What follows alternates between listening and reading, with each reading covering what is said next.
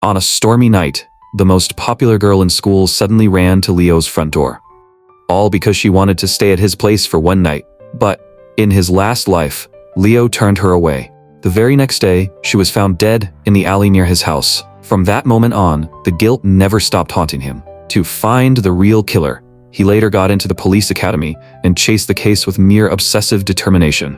But that storm had already washed away every trace, leaving him with nothing for a full 10 years, until a sudden bolt of lightning tore through the night sky and sent him back to this very night, the moment where fate split in two.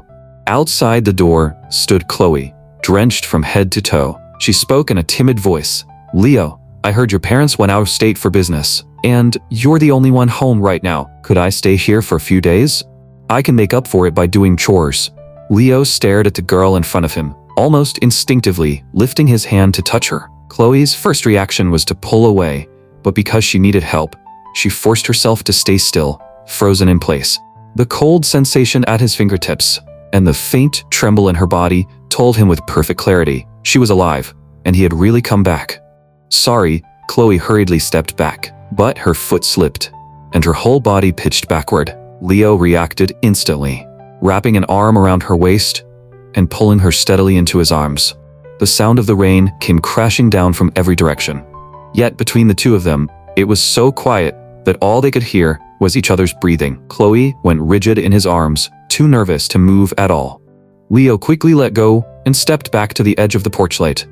"You looked freezing. I just instinctively wanted to give you a bit of warmth. Sorry." Chloe lowered her head and replied softly, "It's okay." Leo stepped aside and let her in. Looking at her pale, bloodless face, the thoughts he had buried for 10 years surged back all at once. In his last life, after the killer committed this murder in Seattle, he disappeared like he had evaporated into thin air. But this time, Leo was going to save Chloe and use his 10 years of investigative experience to drag the real killer out tonight. Chloe stood nervously in the entryway, absent-mindedly tugging at her clothes. When she saw Leo turn around to get her a pair of slippers, she grew even more flustered. "My socks are already wet, and I'll get the slippers dirty. I can just go in barefoot. I'll mop the floor for you later." It was a stormy night. Being completely soaked and alone in the house with a young man made her deeply uneasy. She dug her nails into her palm, forcing herself to calm down. While Leo had his back turned, she quickly scanned the room from the corner of her eye. It wasn't until she noticed the hot cocoa on the coffee table and the messy pizza boxes off to the side that the tension in her stiff back eased just a little. Leo pulled out a towel and handed it to her. "It's for your hair. Use it if you don't mind." Chloe's fingers tightened around her clothes, her ears flushing red as she avoided his gaze. "Could I borrow something to wear too? Mine are just too wet." Only then did Leo notice she had been clutching her drenched shirt the whole time. He kept his tone natural, avoiding her nervous eyes. "Since you need to change anyway, take a hot bath. You don't want to catch a cold." Walking toward the room, he added, "The guest room doesn't have a tub. Use the one in my room. I'll run the water for you." At the thought of bathing in Leo's bathroom, Chloe lowered her head in embarrassment, whispering a soft reply. Soon, the sound of running water filled the room. Chloe watched Leo's busy figure, before finally gathering the courage to speak. Leo." Leo checked the temperature and turned back to her. "You don't have to be so tense. You're wondering why I'm not asking why you're here, right?" Chloe looked up in surprise, her eyes filled with curiosity as she gave a small nod. Leo caught her hidden doubt and let a faint smile curl at his lips. "A girl as pretty as you, knocking on a door in a storm? You must have had no other choice. If it's hard for you to talk about, then prying would just be rude." Hearing that, Chloe's eyes instantly welled up. After setting the bath, Leo slowly straightened up and walked toward her. Without warning, he slammed his hand against the wall beside her ear, caging her in. "I'm not worried about your intentions. But aren't you afraid that if you stay here, I might have bad intentions of my own?" Chloe leaned back against the wall, her lip trembling as warmth spread through her body. "I trust you." She lifted her beautiful eyes, meeting his gaze with unwavering boldness. That answer completely cut off Leo's attempt to keep testing her. Remembering he had more important things to do tonight, Leo chuckled and withdrew his hand. "Go take your bath." He handed her a piece of clothing. "Change into this for now. With your figure, this hoodie can pass as a dress. I'll wash and dry your clothes for you. It'll be fast." Chloe took the clothes, her voice soft and airy. "Thank you." She turned into the bathroom, That thank you was half for the shelter and half for his restraint. Listening to the sound of water from the bathroom again, Leo smiled, turned away, and left the room to prepare a hot drink for her. A little while later, the bathroom door quietly opened, and Chloe stepped out, wearing an oversized UCLA hoodie. The lingering heat had painted a soft blush across her cheeks, making the pale skin above her knees stand out even more. Leo pointed to the pink slippers on the floor. I set those out for you. Once Chloe slipped into the warm, fluffy slippers fresh from the dryer, a good part of her shyness faded away. The moment she stepped out of the bedroom, she caught the sweet, comforting smell of hot cocoa in the air. Leo walked toward her with a mug in his hand, his gaze accidentally brushing past the loose collar of her oversized hoodie. His throat bobbed slightly. He held the cup out to her. Here, drink some hot cocoa and warm yourself up. Chloe reached out and took the mug, sipping from it in small, careful mouthfuls. Leo sat down on the couch and leaned forward a little. Want me to make you some pasta? Holding the mug in both hands, Chloe looked up at him. Wouldn't that be too much trouble? Trouble? It'll only take a few minutes. Leo got to his feet and headed for the kitchen. You sit down, I'll add some bacon and a fried egg for you.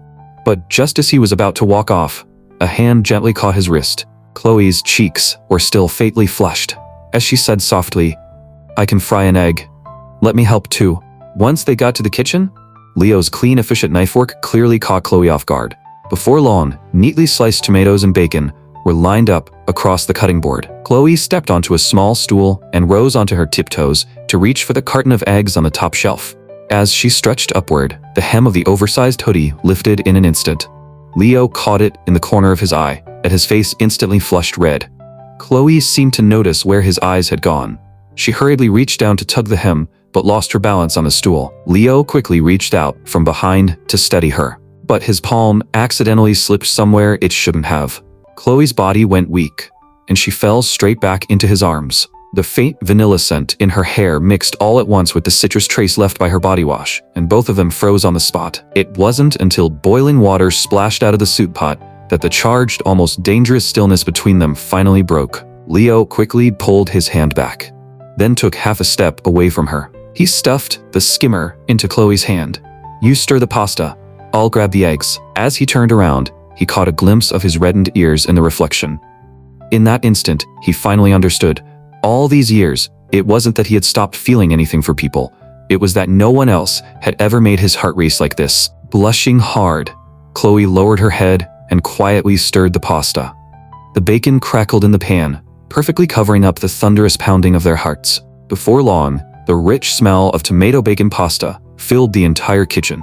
Leo brought the pasta to the table, handing her a fork while deliberately avoiding her faintly trembling fingertips. Careful, it's hot. He then passed her the TV remote. Watch whatever you want. But the second the TV lit up, Chloe suddenly tightened her grip on the fork. On the screen was the late-night pay-per-view channel Leo had forgotten to switch off, and the footage was intensely explicit. Leo let out an awkward little cough, hurriedly flipped back to the streaming home screen, and instinctively clicked on SpongeBob SquarePants. That was when it hit him. Back then, the real reason he hadn't let her in was because he'd been terrified she'd catch him watching that. Luckily, 10 years had thickened his skin quite a bit. On the surface, he stayed perfectly calm, acting like nothing had happened as he quickly switched the screen. Chloe cooperated by changing the subject just as fast. She took a bite of pasta, then looked up at him with genuine surprise. Wow, I had no idea you were this good at cooking. Leo pulled out a tissue and gently wiped the tiny beads of sweat from the tip of her nose. Good. Once you start sweating, the chill should be leaving your body. He drew his hand back and told her softly, Eat slowly, there's more in the pot. Chloe lowered her head and focused on her food. She finished everything, noodles and broth alike, without leaving a single drop behind. When she was done, her face was full of pure, satisfied contentness. Resting his chin on one hand, Leo looked at her with a faint smile. One bowl was enough, but the moment the words left his mouth, a violent clap of thunder exploded outside the window. Leo instinctively snapped his eyes toward the wall clock. 9:57. There were only about 30 minutes left before the time of the murder in his last life. This time, no matter what, he was going to see the killer's face clearly. Time was running out. He needed to head to the area near the crime scene immediately. Leo brought her a glass of water, then draped a blanket over her shoulders. Pulling on his jacket, he said, Now that you've eaten, just stay in the living room and watch some TV. I'll wash the dishes when I get back. I'm heading out to grab some late-night food. I'll be back soon." Chloe's voice carried a trace of worry. "You're still going out in weather like this?" Leo turned back and answered in an easy tone, "It's fine, I'm not going far." But as he reached the door, he suddenly stopped and turned around. There was a strong chance the killer from his last life had planned a murder in advance, and might even have followed Chloe already, staying hidden nearby. His gaze darkened, and his voice dropped lower. "Listen carefully. Until I come back, don't open the door no matter who rings the bell. I have a key. I won't ring." Hearing the deep warning in his voice, Chloe nodded obediently and pulled the blanket tighter around herself. As the front door closed behind him, she looked at the suddenly empty room, curled up on the couch, and quietly waited for him to come back. Leo opened his black umbrella and stepped into the curtain of rain. He glanced down at his waterproof watch. The time was 9:58 p.m. In his last life, the medical examiner estimated Chloe's time of death at around 10:30, and tonight, the place Leo needed to watch was the 7-Eleven the killer had most likely passed by in that other timeline. Last time, Chloe had borrowed an umbrella there, grabbed something to eat, and only then headed toward the alley where she was killed. Even though this time she had stayed at Leo's house, he still needed to confirm whether the timeline would try to correct itself somehow, letting someone else die in Chloe's place at the very spot where she was supposed to have died. Leo was not going to let that happen. On the way, he pulled out his phone and checked the smart home security feed.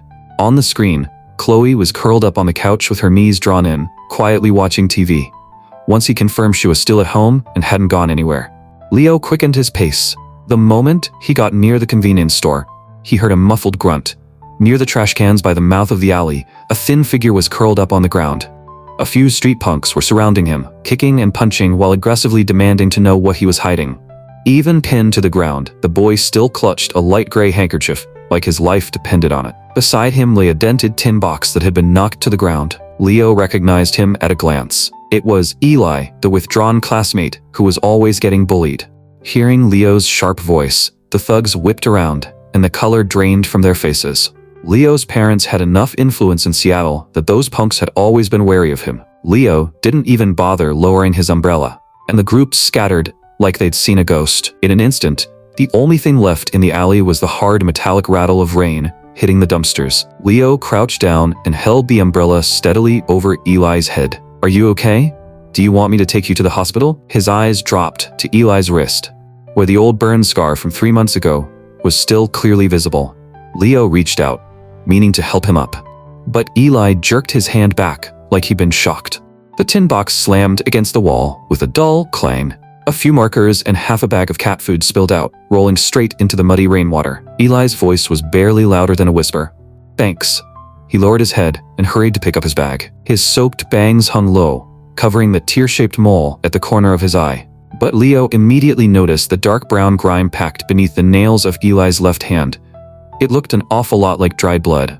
Leo's gaze sharpened as he stared straight at him. "In weather like this, you still came out to feed stray cats?" Eli gave a vague little response, then suddenly started coughing hard. His thin shoulders trembled in the rain. Frowning, Leo pulled off his jacket and tossed it over for Eli to wear. "Your mom's out of town again, isn't she? If you get sick too, who's gonna take care of your little brother?" Right then, a piece of security footage from his last life flashed through Leo's mind.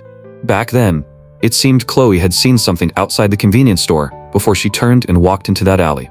The moment Leo saw Eli, everything suddenly clicked into place.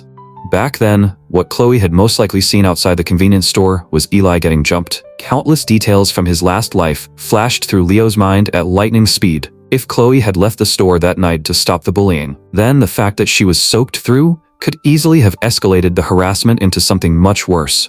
Leo forced himself to recall exactly how Eli had looked that Monday in his last life. Back then, Eli's injuries had clearly been far worse than they were now, and yet, he hadn't shown much reaction at all to Chloe's death. That could only mean one thing.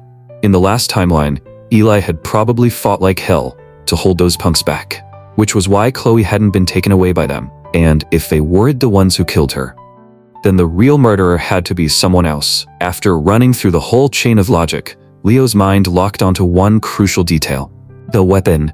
On a stormy night like this, whoever was carrying that deadly switchblade was the most likely suspect. The second he realized those 3 punks might very well have been carrying knives, frustration slammed into him.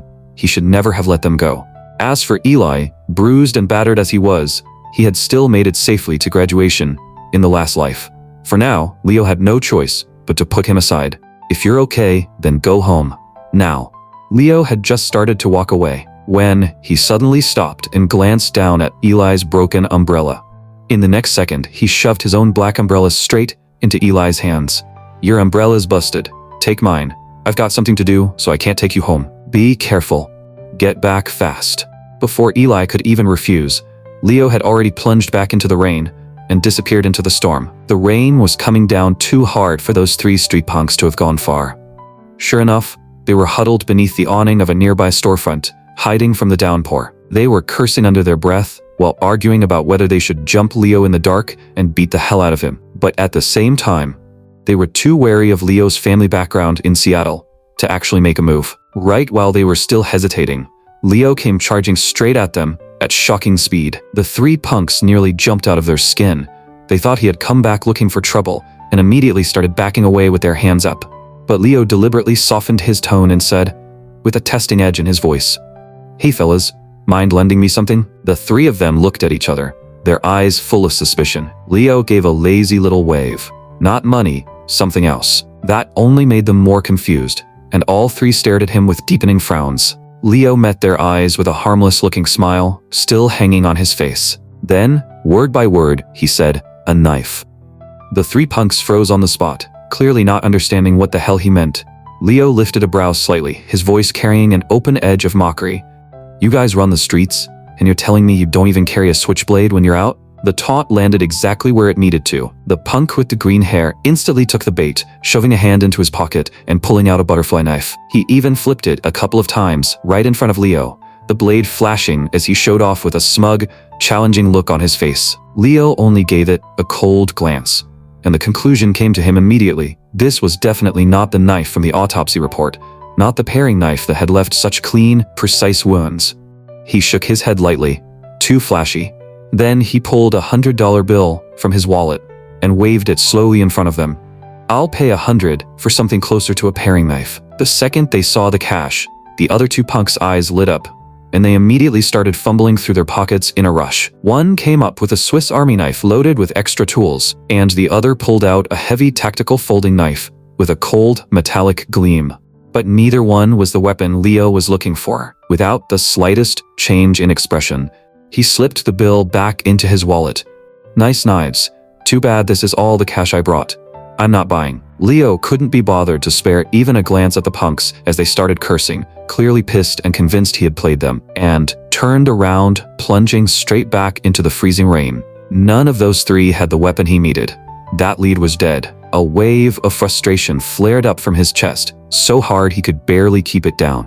The truth was, the simplest and most direct way to solve this case would have been to turn Chloe away again, just like in his last life, then follow her in secret and catch the killer red-handed at the scene. But after getting a second chance, the moment he saw her standing in front of him again, safe and alive, he already knew there was no way he could force himself to coldly push her back out that door. He would rather search inch by inch like he was trying to find a needle in the ocean than ever gamble with her life again, not even by the smallest margin. Leo went back to the 7-Eleven and bought another umbrella. Seeing how soaked he was, the clerk kindly handed him a clean towel, gesturing for him to dry the rain out of his hair first. Leo thanked him quietly, wiped the water off his phone and slipped it back into the waterproof pouch. Then he deliberately began copying Chloe's movements, rhythm, and walking pace from the way she had left the convenience store in his last life, and stepped once more into the storm that looked ready to swallow everything whole. But the second he entered the rain, a savage gust slammed into the umbrella and nearly snapped the frame in half on the spot. He kept moving, his shoes cutting through muddy water and broken glass underfoot, until, step by step, he finally crossed into the starting point of the blind zone beyond the camera's reach. This was the exact place the forensic report from his last life had circled again and again. The exact place it kept returning to. The waterproof watch on his wrist glowed with a cold, dim light, and the time on it was clear, 10:17 p.m. Then, another violent gust came tearing through and flipped the umbrella inside out in one blow. Leo simply let it go, allowing the freezing rain to hammer down over his head and face, streaming off his hair, brow, and jawline. Just then, the phone inside the waterproof pouch gave a soft vibration. Leaning back against the damp, icy brick wall, he lifted it and opened the live feed from his home security system. On the screen, the living room sat under a quiet wash of warm yellow light, and Chloe was curled up in the corner of the couch. Her feet rubbed lightly against each other, every tiny movement giving away how unsettled she was. And her eyes kept drifting back toward the front door again and again. There was waiting in those eyes, but worry too, more than she could hide. Leo's fingertip lightly brushed across her face on the screen as he murmured under his breath, "Just wait a little longer. It'll be over soon. Don't worry." Time kept crawling forward until it finally hit 10:29 p.m. Then, from the far end of the alley, a sudden metallic clatter rang out. Leo's nerves snapped tight, and he immediately moved toward the sound. But when he got close enough to make out the figure, he froze for a split second. It was someone he knew.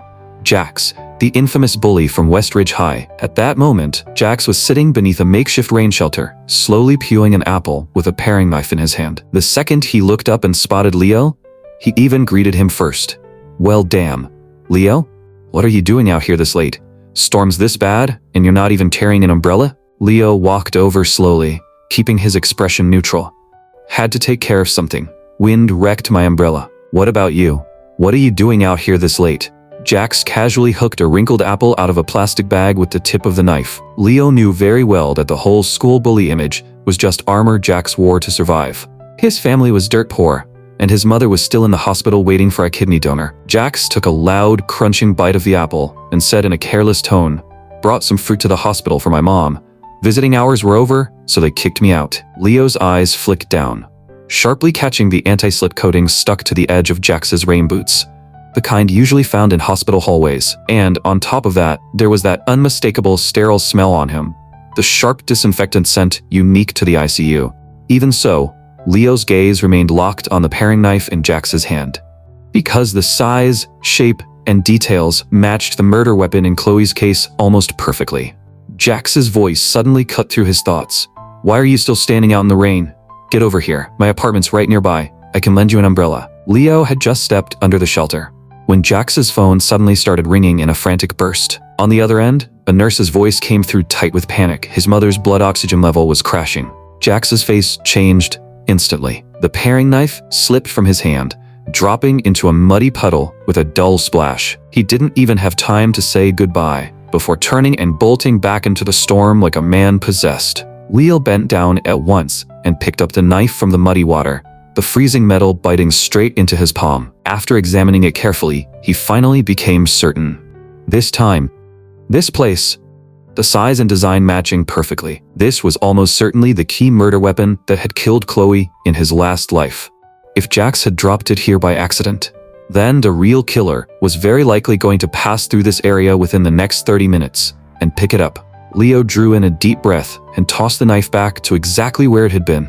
Then, relying on years of investigative instinct, he slipped into the darkness and lay in wait like a silent hunter. Rain hammered down in sheets, and the time rolled to 10:35 p.m. Not long after, a homeless man reeking of alcohol stumbled into view, swaying on unsteady legs as he lurched into the shelter to get out of the rain. He kicked over an empty beer can lying on the ground, then ground the handle of the knife under a filthy, mud-caked sneaker, driving the blade deeper into the muck. A moment later, he staggered off again, still clutching half a bottle of whiskey. Time kept moving, and before long, it was 10:47 p.m. An Uber Eats courier came rushing in on an electric scooter and slammed on the brakes to get under the shelter, but accidentally stepped on the knife and went down hard. He scrambled back to his feet, cursing under his breath, then kicked out in frustration and sent the knife straight into the gap of a storm drain grate. A splash of sludge instantly buried the whole blade. Time pressed forward again, and soon it was 10:55 p.m. With the knife now covered in mud, there was almost no chance anyone would notice it by accident. And there were only a few minutes left before the estimated time of Chloe's death in Leo's last life. Then, all at once, a shadow in a black raincoat and face mask slipped past the far end of the alley. The figure was slightly hunched, yet moved with eerie certainty. heading straight for the knife hidden under the mud, before crouching down without hesitation. In that instant, every muscle in Leo's body locked tight, drawn like a bowstring to the breaking point. And the moment the figure reached down and gripped the handle, a chemical burn scar flashed into view on the exposed wrist beneath the raincoat sleeve. Leo's heart slammed hard against his ribs, and he stepped out from the darkness at once. In the cold, miserable wash of alley light, he finally got a clear look at the face beneath the raincoat. It was a man everyone at Westridge High knew as the nicest teacher around, the chemistry teacher, Mr. Miller. For a moment, it felt like a storm had exploded inside Leo's chest. 3 months earlier, it had been Mr. Miller who shielded a group of roughhousing students in the lab, taking the chemical burn himself and then calmly comforting the student responsible afterward. Around the neighborhood, he was just as famous for being a devoted family man, the kind of husband nobody ever seemed to have a bad word about. But if he really had been the killer in Leo's last life, then all the loose ends that never made sense before suddenly fit together perfectly. Back then, when Chloe was attacked in that dark alley, the reason she hadn't immediately turned and run was probably because she had never once thought to be afraid of a teacher as gentle and respectable as him. If Mr. Miller had offered to shield her from the rain with his coat, then gently suggested taking her back to his house so Mrs. Miller could look after her. In the middle of a storm like that with no one else around and nowhere for her to turn, Chloe would have had almost no reason to suspect him, not even for a second. The thought twisted hard in Leo's chest, leaving behind a deep, bitter ache. But he still couldn't make a reckless move. After all, at this exact moment, Mr. Miller had not actually committed the crime yet. So Leo decided to do what any trained investigator would do: probe him gently and see why he was really out here so late at night. He stepped slowly out of the shadows, forcing his voice to stay calm and level. Mr. Miller. At the sound of his name, Mr. Miller immediately looked up. The moment he saw Leo standing there soaked to the bone, clear surprise and concern spread across his face. "Oh, Leo. What happened to you? You're drenched." Leo moved closer at an even pace and answered calmly, "Had to take care of something, got stuck in the rain." "What about you, Mr. Miller? What brings you out this late in weather like this?" As he spoke, Leo kept his eyes fixed on the man's face and caught it. The faint flicker of hesitation that flashed through his eyes before vanishing. Mr. Miller lifted a hand and touched his hair, sounding casual. Nothing much, just stepped out to buy a pack of Marlboros. But Leo reached his conclusion instantly. He was lying, because Mr. Miller didn't smoke. More than that, he was widely known as the very image of a dependable family man. As he spoke, Mr. Miller loosened his raincoat a little. "This coat's roomy enough. Come under here and get out of the rain. I'll take you back to my place, and then you can borrow the raincoat to head home." And the whole time, he still wore that same familiar expression, gentle, approachable, and so perfectly kind it was almost impossible to find any fault in it. Leo deliberately played dumb, giving a stiff little nod before stepping under the cover of Mr. Miller's raincoat. In that cramped space, he caught something important. Mr. Miller's eyes had flicked, almost instinctively, toward the condom vending machine by the street, before snapping away just as fast. Mr. Miller draped an arm around his shoulder, and Leo spent the whole walk acting like a half-drowned ghost, letting himself look like a boy whose mind had been washed blank by the storm. Before long, they arrived at Mr. Miller's front door. Then, right there at the entrance, Mr. Miller suddenly pulled out his phone and quickly sent an iMessage. The moment it was sent, he slipped the phone away again. Then he turned back and said with an awkward little laugh, "Looks like I forgot my keys. Just wait a second, haha." But Leo had clearly seen a keyring hanging at his waist just moments earlier. That made it the second lie of the night, and the suspicion in Leo's mind only grew heavier. A few seconds later, the front door finally opened from the inside. Standing there was Mr. Miller's wife, Sarah, the biology teacher from Westridge High. She was wearing a silk Victoria's Secret robe, the belt loosely tied, her cheeks still flushed with lingering heat. Warm light spilled out from the entryway, and at a glance, Leo caught sight of a half-finished bottle of Cabernet, tipped sideways, on the coffee table. Scented candles were still burning nearby, with rose petals scattered loosely across the surface. The air itself still carried the unmistakable trace of intimacy that hadn't fully faded. And, in that instant, something in Leo's mind snapped into place. Every scattered clue suddenly linked together into one clear path. Tonight, Mr. Miller had originally been planning to spend a romantic evening with his wife, but they had run out of condoms. which was why he had gone out into the storm for a late-night pharmacy run. On the way, acting on that same old good guy instinct of his, he had stopped to clear the debris clogging the storm drain, and accidentally picked up the paring knife. Then, he happened to run into Leo, in between not wanting to buy condoms in front of a student and not wanting to leave a soaked teenager stranded outside alone. He ended up bringing Leo home instead. As for the excuse about forgetting his keys and that sudden iMessage, it was probably nothing more than an attempt to give his wife time to change out of her revealing robe and clean up the scene inside. By that point, every strange detail about Mr. Miller's behavior suddenly seemed to have a perfectly reasonable explanation. Sarah handed him a towel, her voice full of natural concern. "How did you end up this soaked? Here, dry yourself off." "Sorry." "Thank you, Mrs. Miller." Leo took the towel and started drying his hair, forcing down the turbulence in his chest. But just as one layer of suspicion seemed to settle, a bigger question rose up in its place. If Mr. Miller really was still the good man everyone believed him to be, and if his wife really had been waiting for him to come home to her tonight, then could a man like that truly have seen a vulnerable girl on the road, given into desire, and gone as far as murder and dumping the body? Just then, Sarah noticed the muddy knife still in Mr. Miller's hand. Curious, she asked, "Where'd you get that knife? Why is it so filthy?" Mr. Miller slipped off his raincoat and answered casually. "Picked it up by the storm drain. It was blocking a bunch of trash. Then I ran into Leo and forgot to toss it." As he said that, he turned toward the kitchen and was about to throw the knife into the trash. But at that exact moment, something in Leo's mind tightened hard, and the words came out before he could stop them. "Wait, Mr. Miller, let me see that knife." Mr. Miller looked puzzled, then instinctively turned the blade inward and offered the handle out first. That small defensive gesture, so automatic and careful, only reinforced the impression of gentleness and restraint at the core of him. Leo took the paring knife and examined it closely, and his expression changed in an instant. Back in the alley, the light had been too poor to notice, but now he saw it clearly. There were tiny chips rolled along the edge of the blade. Marks like that were the kind you got from carving into hard wood. But the autopsy report had never mentioned any edge rolling at all, and a blade in that condition would have left wound patterns that clearly differed from the cuts described in the report. Which meant only one thing: the real murder weapon from his last life had never been this knife. In that moment, Leo finally realized he had locked onto the wrong target from the very beginning. He sharply flipped his wrist and checked the time. It was already 11 p.m., which meant the real killer might only have appeared around now. A surge of urgency hit him hard, and he immediately shoved the towel back into Sarah's hands. "Sorry, Mr. Miller, it's getting too late. I need to get home now. I'm borrowing your raincoat for the moment." Before either of them could react, Leo pushed the knife handle back into Mr. Miller's hand, threw on the raincoat, and plunged straight back into the storm. He sprinted all the way back to the crime scene and searched the surrounding area over and over again. Every now and then, a passerby hurried through the street, but none of them looked remotely like someone who would suddenly stop and commit murder. By 11:30 p.m., the whole street had emptied out completely. Leo pulled out his phone and opened the home security feed again. On the screen, Chloe was curled up on the couch, so sleepy that her head kept dipping forward.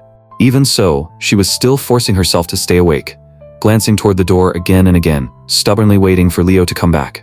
Leo clenched his fist, then ripped off the raincoat and kept pacing through the darkness near the crime scene. But even after midnight came and went, he still hadn't seen a single truly suspicious figure. A deep, creeping sense of helplessness and cold sank into his chest. Had he still missed it? If he couldn't find the killer, then how was he ever supposed to clear the injustice Chloe had suffered in his last life?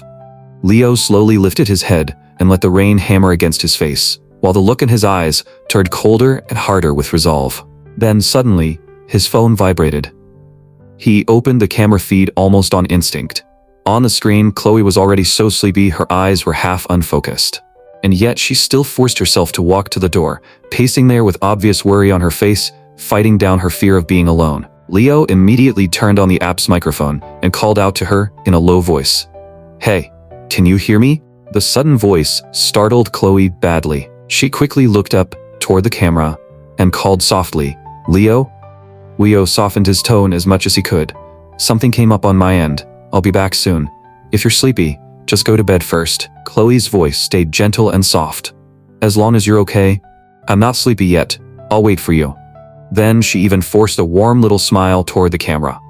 Only after Leo promised he would be back right away did she drag her exhausted body back under the blanket, and even then, the tension on her face only eased a little. Looking at the empty street with nothing left in it but the rain, Leo stood there, alone in the storm, letting the freezing water run down through his hair and along his neck.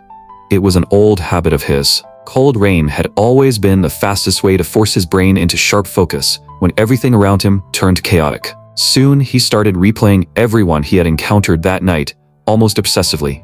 The 7-Eleven clerk first, then Eli, and after that, the 3 street punks. One by one, he dragged every single person he had crossed paths with back onto the suspect list. Eli, when the punks jumped him, his bag had already been turned completely inside out, and they hadn't found even a single dollar on him, much less a murder weapon. Eliminated. The 3 punks, they absolutely had the kind of mindset that made violence possible, but the knives they carried simply did not match the characteristics in the forensic report. Eliminated too. As for the homeless man and the Uber Eats courier, the knife they had come into contact with could now be ruled out too. It wasn't the real murder weapon. Once every impossible suspect had been crossed off one by one, Leo's memory started rewinding fast, until it stopped on the one person he had never wanted to suspect in the first place. Jax. Earlier that night, Jax had sprinted to the hospital because his mother had taken a sudden turn for the worse, and somewhere along the way, he had dropped the knife at the scene. But what if his mother's condition had stabilized soon after? Half an hour was more than enough time for him to make a round trip between the hospital and this neighborhood. And if, on his way back, he realized the original knife was gone, what if he had stopped by that late-night CVS nearby and bought another paring knife to replace it? The really damning part was that the police file actually did contain a note. Between 10 and 11 that night, someone had gone out in the storm and bought the same kind of small knife. And the timing of Jax's return lined up perfectly with the gap when Leo had been away at the Miller's house. Once the whole chain was laid out, Jax's level of suspicion shot through the roof. And there was a simple way to test it. Go knock on Jax's apartment door right now. If he was already home, and if there really was a newly purchased knife inside, then the suspicion against him would harden into something very close to certainty. Leo followed his memory back to Jax's apartment building, and his heart sank lower with every step. Because the light in Jax's apartment was on, Leo drew in a deep breath and knocked. A moment later, the door opened. Jax stood there shirtless, a towel draped loosely over his head. What the hell, Leo? What kind of nonsense is this? It's this late and you're still not home? And where the hell did that raincoat come from? The second Leo stepped inside, his eyes locked onto the table, and there it was, a brand new paring knife. The mystery customer from the file, the one who had gone out into the storm to buy a knife in the middle of the night, really was him. Leo forced himself to look away from the new blade, and kept his tone as neutral as possible. Mr. Miller lent me the coat. You just got back from the hospital? Jax poured him a glass of water, like it was the most normal thing in the world. Yeah, my mom had a bit of a scare just now. I was in such a rush, I completely forgot about lending you an umbrella. What about you? Why are you still out this late instead of going home? Leo accepted the glass, his expression flat. Nothing much, I just like walking in the rain. Then he pointed at the new paring knife on the table. You dropped your old knife earlier, right? So why'd you buy another one? Jax clicked his tongue, irritation flashing across his face. Damn it, I knew it. I searched every pocket I had and couldn't find the thing, so it really did fall somewhere. Leo answered evenly. Mr. Miller picked it up. He probably tossed it into the trash already. Jax picked up the new knife and turned it over in his hand, sounding completely casual. Then, whatever. That old one had a rolled edge anyway. I used it to carve wood before. I just stopped by CVS and grabbed a new one. He was still smiling like nothing was wrong, as easygoing as ever. But Leo felt his own heart sink a little deeper. Jax's return home matched the murder window perfectly, and he really had bought a new knife of the same model as the murder weapon. There was no easy way to clear him now. Leo stayed quiet for a moment, carefully weighing his words before deciding to probe directly. Jax, we're friends, right? Jax blinked, then broke into a grin. What do you mean, right? Of course we are. We're brothers. Did something happen? If you're in trouble, just say it. If there's anything I can do, I've got your back.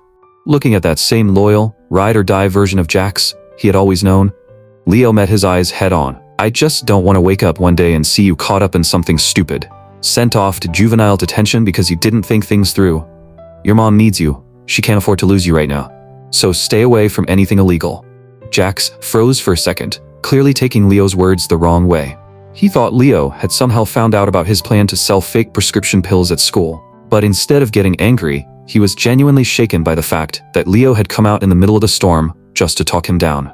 "Don't worry. Other people might not get how I operate, but you do, right?" As he said it, he made a fist and lightly bumped Leo on the shoulder. "I'm not gonna do it." Seeing that the point had landed, Leo decided not to stay any longer and got up to leave. What he didn't know was that this accidental warning ended up doing exactly what it needed to do. It made Jax completely give up the idea of selling fake drugs. And as Leo turned and stepped back out into the rain, Jax thumped his chest in that ridiculously dramatic way of his, and silently swore that Leo was his bro for life. Leo left Jax's place with a mess of complicated thoughts still sitting in his chest, then quietly doubled back to the Miller's house with Mr. Miller's raincoat in hand. He set the raincoat down by the door as quietly as he could. From inside, he could faintly hear a few intimate but muted sounds, so he chose not to interrupt and simply turned to leave. By the time he was back out in the pouring rain, the knot inside him had started to loosen little by little. If Jax really was the killer, then at least for now, he was still at a point where he can be pulled back and steered away from the worst path. And after everyone Leo had crossed paths with that night, there was still no one whose suspicion weighed heavier than Jax's. By the time Leo got home, it was already past midnight. As the door opened, Chloe, who had been half asleep under the blanket, suddenly snapped her eyes open. The moment Chloe saw Leo come back, she immediately broke into a relieved smile and hurried over to him. But the second she got close, she realized he was completely soaked, like he had just been dragged out of the water. Her brows drew together at once, and her voice was full of worry. "Weren't you just going out to grab a late-night snack?" As she spoke, she reached out and touched his drenched arm, her frown deepening. "How did you end up this soaked?" Leo deliberately kept his tone light. "The storm was too bad. My umbrella broke on the way, and the hot dog I bought fell on the ground, so I guess you're out of luck tonight." Chloe immediately pointed toward the bathroom. "You need to go take a hot bath right now, or you're seriously going to catch a cold." Seeing the concern written all over her face, Leo couldn't help but smile. "The mattress in the guest room is too thin, and I haven't had time to set anything up in there yet. So tonight, you can either make do on the couch, or..." Chloe's cheeks instantly turned red, and she hurriedly said in a low voice, I can sleep on the couch." Leo looked at the faint blush rising in her face, a small smile touching the corner of his mouth. "I'm kidding. You take the bed. I'll sleep on the couch." As he slipped off his coat, Leo said, "I'm going to take a hot bath first. If I keep standing here like this, I'm going to get water all over the floor you just cleaned." With that, he stayed by the entryway and took off his soaked outer layers, not wanting to track rainwater all across the living room. Hearing the soft rustle of wet fabric, Chloe instinctively looked up, then quickly looked away again, as if she had been burned. Her cheeks felt hotter by the second, and she found herself holding her breath. Her throat tightened, leaving her unable to get a full sentence out. Gathering up the damp clothes in his arms, Leo said in an easy tone, "I'm going to shower first. Once I'm done, I'll let you know so you can get some rest." Completely oblivious to her reaction, he simply turned and walked into the bathroom. Chloe gave a stiff little nod. It wasn't until the soft sound of running water came from the bathroom that she finally seemed to lose all the strength in her body and slowly sank back onto the couch.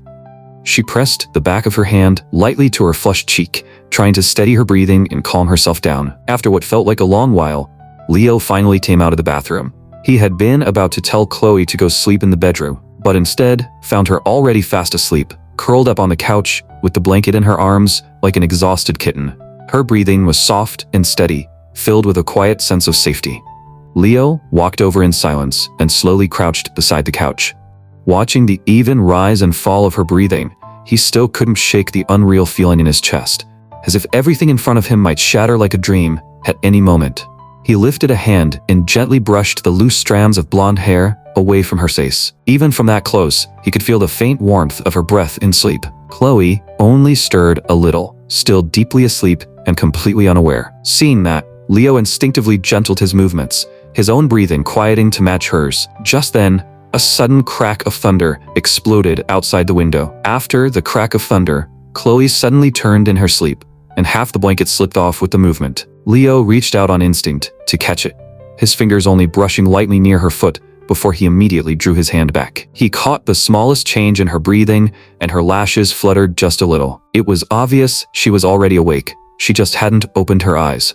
Leo didn't call her out on it. He simply gathered her up carefully with the blanket, and carried her steadily toward the bedroom. The girl in his arms clearly tensed, but Leo said nothing.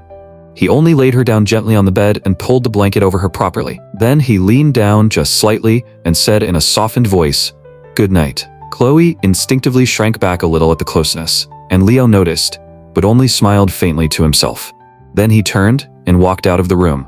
As the door quietly closed behind him, Chloe slowly opened her eyes in the dark. The distance from the living room to the bedroom had only been a few steps, but her mind had been in complete chaos the whole way. Her nerves stretched so tight, she barely dared to breathe. What she hadn't expected, though, was that all she would get from him in the end was a gentle, restrained good night.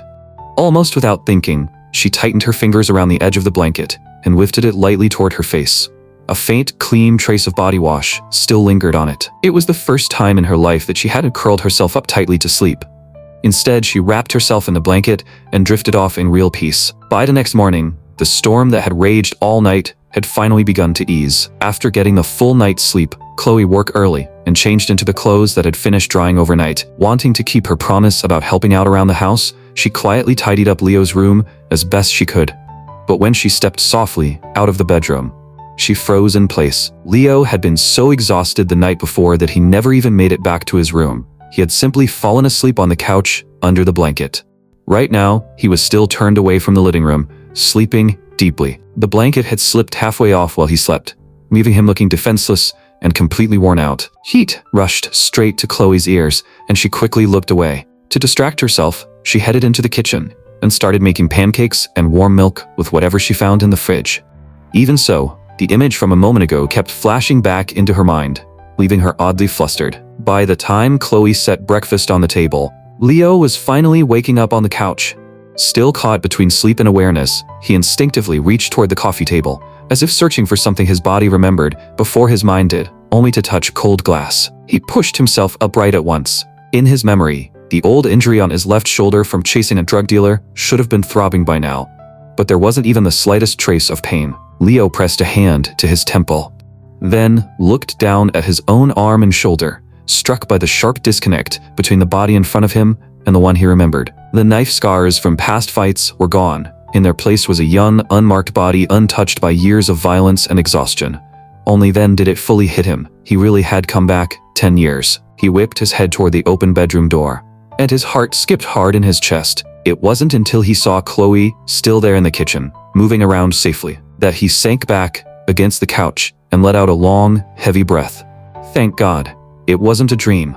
She really had survived that stormy night. In his last life, as a Seattle PD detective, Leo had carried around endless guilt and exhaustion, and he had never really gotten to live even a single day like a normal young man. But now she was still here, and his youth had somehow come back with her. This time, he wanted to truly live his life over again. Leo, you should get up and eat. I made breakfast. I'm not sure if it'll be your kind of thing. Chloe peeked out from the dining area and called to him in a soft voice. Leo sat up and breathed in, following the smell. The air was filled with the warm scent of pancakes, butter, and maple syrup. Coming.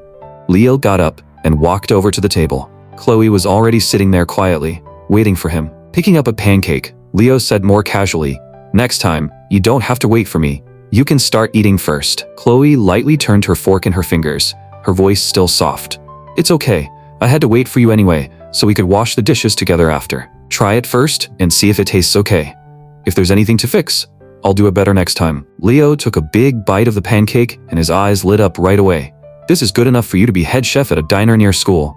You cook, I'll handle the register, and honestly, we could probably make the place work. I've been living on my own for so long that I got used to doing everything myself. But if I got to eat like this every day, I'd probably turn into a full-on couch potato."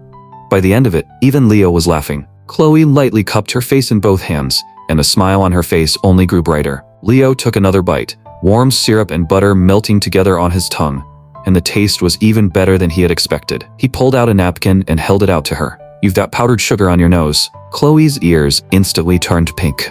She lowered her head a little shyly and started stirring the warm milk in her cup. After breakfast, Leo got up to put the dishes into the dishwasher. But the moment he reached out, his hand brushed against Chloe's as she reached for them too. Chloe insisted on taking care of the rest of the chores herself, and she moved so efficiently that the kitchen was spotless again in no time.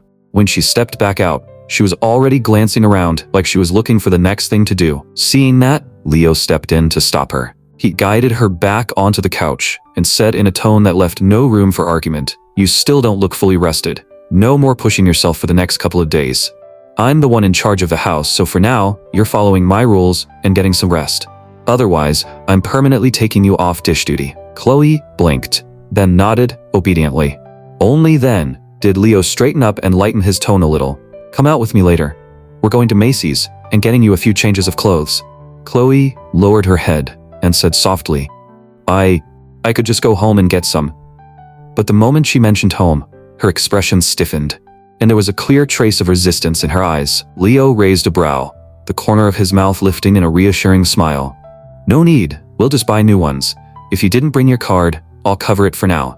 You can pay me back later. Right now, getting you settled matters more." Chloe naturally caught the quiet note of concern in Leo's words, and something warm stirred in her chest. At last, she let out a softer, calmer smile, and quietly agreed. Leo asked in an easy tone, "So where do you usually buy your clothes?" Chloe's voice was low and careful. "That Goodwill around the corner near school? You can put together a whole outfit with just a few quarters. But I always wash and sanitize everything properly first. I use hot water, then run it through the dryer on high heat."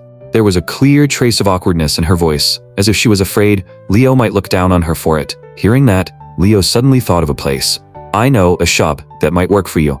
With that, he motioned for her to follow him. Chloe reacted a beat too late and nearly stumbled, trying to keep up. She took a quick step forward and lightly bumped her forehead against his back. But she didn't pull away, she just stayed quiet and followed him. A moment later, they stopped in front of a glass display window at the corner. The wooden door of the boutique sat half open, wind chimes softly ringing at the entrance while lazy jazz drifted out from a vinyl record inside. Chloe stared at the carefully displayed fabrics and outfits in the window, everything looking far more refined than what she was used to, and nervously pinched the hem of her sleeve. "This place looks kind of expensive." Leo answered gently, "The owner's an old college friend of my mom's.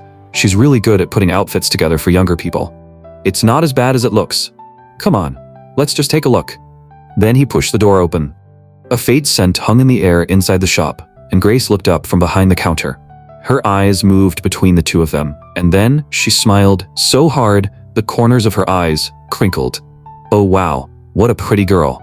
Leo, I don't think I've ever seen you bring a friend in to pick out clothes before." Chloe's ears instantly turned red. Leo noticed how uncomfortable she was, and eased his tone a little. "Aunt Grace, just help her pick out a few things for the season. Something comfortable, simple, and easy to wear every day." Grace smiled and led Chloe off to one side to help her look through a few options. Standing in front of the mirror, Chloe still seemed a little tense, hovering quietly near the racks, like she was afraid she might knock something over. Leo moved over to the window and sat down, casually flipping through a copy of Vogue on the table. Even so, the low voices drifting from the fitting area still reached him now and then. "This color might be a little too bright for me. Trust me. At your age, you should try the styles you actually like. Feeling comfortable and happy in what you wear matters most. And this one really suits you. If Leo sees it, he'll probably think it looks great too." Chloe wanted to explain that she and Leo were not that kind of relationship. But when the words reached her lips, she stopped for some reason, and in the end, only answered in a small, embarrassed voice. After picking out the basics, Aunt Grace gathered a few everyday dresses and smiled, telling Chloe to go try them on. As the soft rustle of movement came from the fitting area, Leo kept flipping through the magazine in his hands, but his mind had already drifted elsewhere, imagining what she might look like in each outfit. The curtain suddenly pulled back, and Chloe stood there, asking in a small voice, "Does this look weird?" She lightly held the edge of the skirt and turned halfway around. Morning light filtered through the window and fell across her, making the soft cotton dress look even gentler, the hem lifting in a clean, graceful arc. For a second, Leo just stared.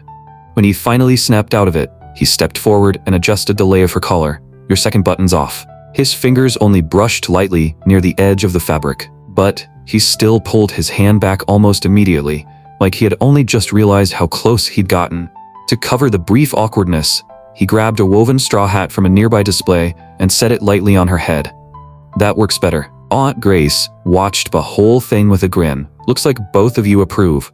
Alright, try this one too. When the curtain opened again, Chloe had changed into a lighter linen outfit, simple and fresh, and under the morning light, she looked effortlessly bright. Leo's eyes caught on her all over again. Aunt Grace clearly knew exactly what she was doing. Every outfit she picked looked like it had been made for Chloe. Seeing her get more and more enthusiastic, Leo finally stepped in to stop her. Okay, Aunt Grace, I think that's enough. If you keep going, this card is actually going to tap out on me. Aunt Grace took the card from him, still smiling. Oh please, I'll just send the bill to your mom later. You almost never bring anyone here. Of course I'm going to help her do a proper round. Honestly, I figured you two must already be pretty close. Leo could only laugh helplessly and ask her, under his breath, not to keep teasing like that. Aunt Grace laughed and gave them an absurdly generous in-house discount, carefully bagging the outfits in separate bundles at checkout. Leaning closer, she lowered her voice and said with a smile, "You've got a good eye. That girl has real presence. She makes everything look good." Leo coughed softly, the tips of his ears warming as he handed over the credit card. Out of the corner of his eye, he noticed Chloe standing on her toes, quietly looking at a silk lounge dress hanging by the window. In the morning light, she looked impossibly young, bright, and full of life. And just like that, the cold image of that crime scene photo from the stormy night in his last life flashed through Leo's mind again. His hand tightened into a fist as he swore to himself, word by word, so long as he was still alive, he would never let anyone destroy the precious goodness standing in front of him again. With the clothes finally taken care of, the only thing left to buy was bedding. Leo walked ahead with the shopping bags in hand, while Chloe followed half a step behind, quietly stealing the occasional glance at him from the corner of her eye. A corner of pale green fabric peeked out from one of the bags, fluttering lightly in the breeze. Bed Bath & Beyond is just 2 blocks up, Leo said as they walked. When we get there, just pick what you like. You're the one who'll be using it anyway. For the first time that day, the air between them felt almost relaxed. Chloe was still a little self-conscious, but beneath it, a small sense of comfort had begun to settle in.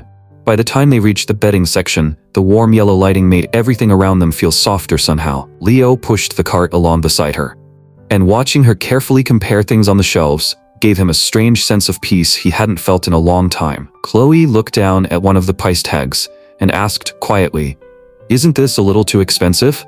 Leo cut her off right away. "Too expensive for what? First decide if you even like it." As he said it, he pulled down a soft white goose down comforter and set it lightly into her arms. Chloe held it and smiled to herself without saying anything. But while Leo crouched to check the filling details on another label, she quietly put the more expensive comforter back. Instead, she picked up a cheaper pale green blended one and said softly, "This one feels nice too." Leo straightened up, glanced at the comforter in her hands and frowned a little. "Nice, maybe. But the material's average. You'll feel the difference if you sleep with it every day." Then it hit him. She wasn't choosing it because she liked it more. She was backing away because of the price. He lifted a hand and lightly tapped the air in front of her forehead. "Good bedding isn't a waste. It just means you'll actually sleep better. And it's not like it only matters right now. We can keep it for later too, or use it for guests.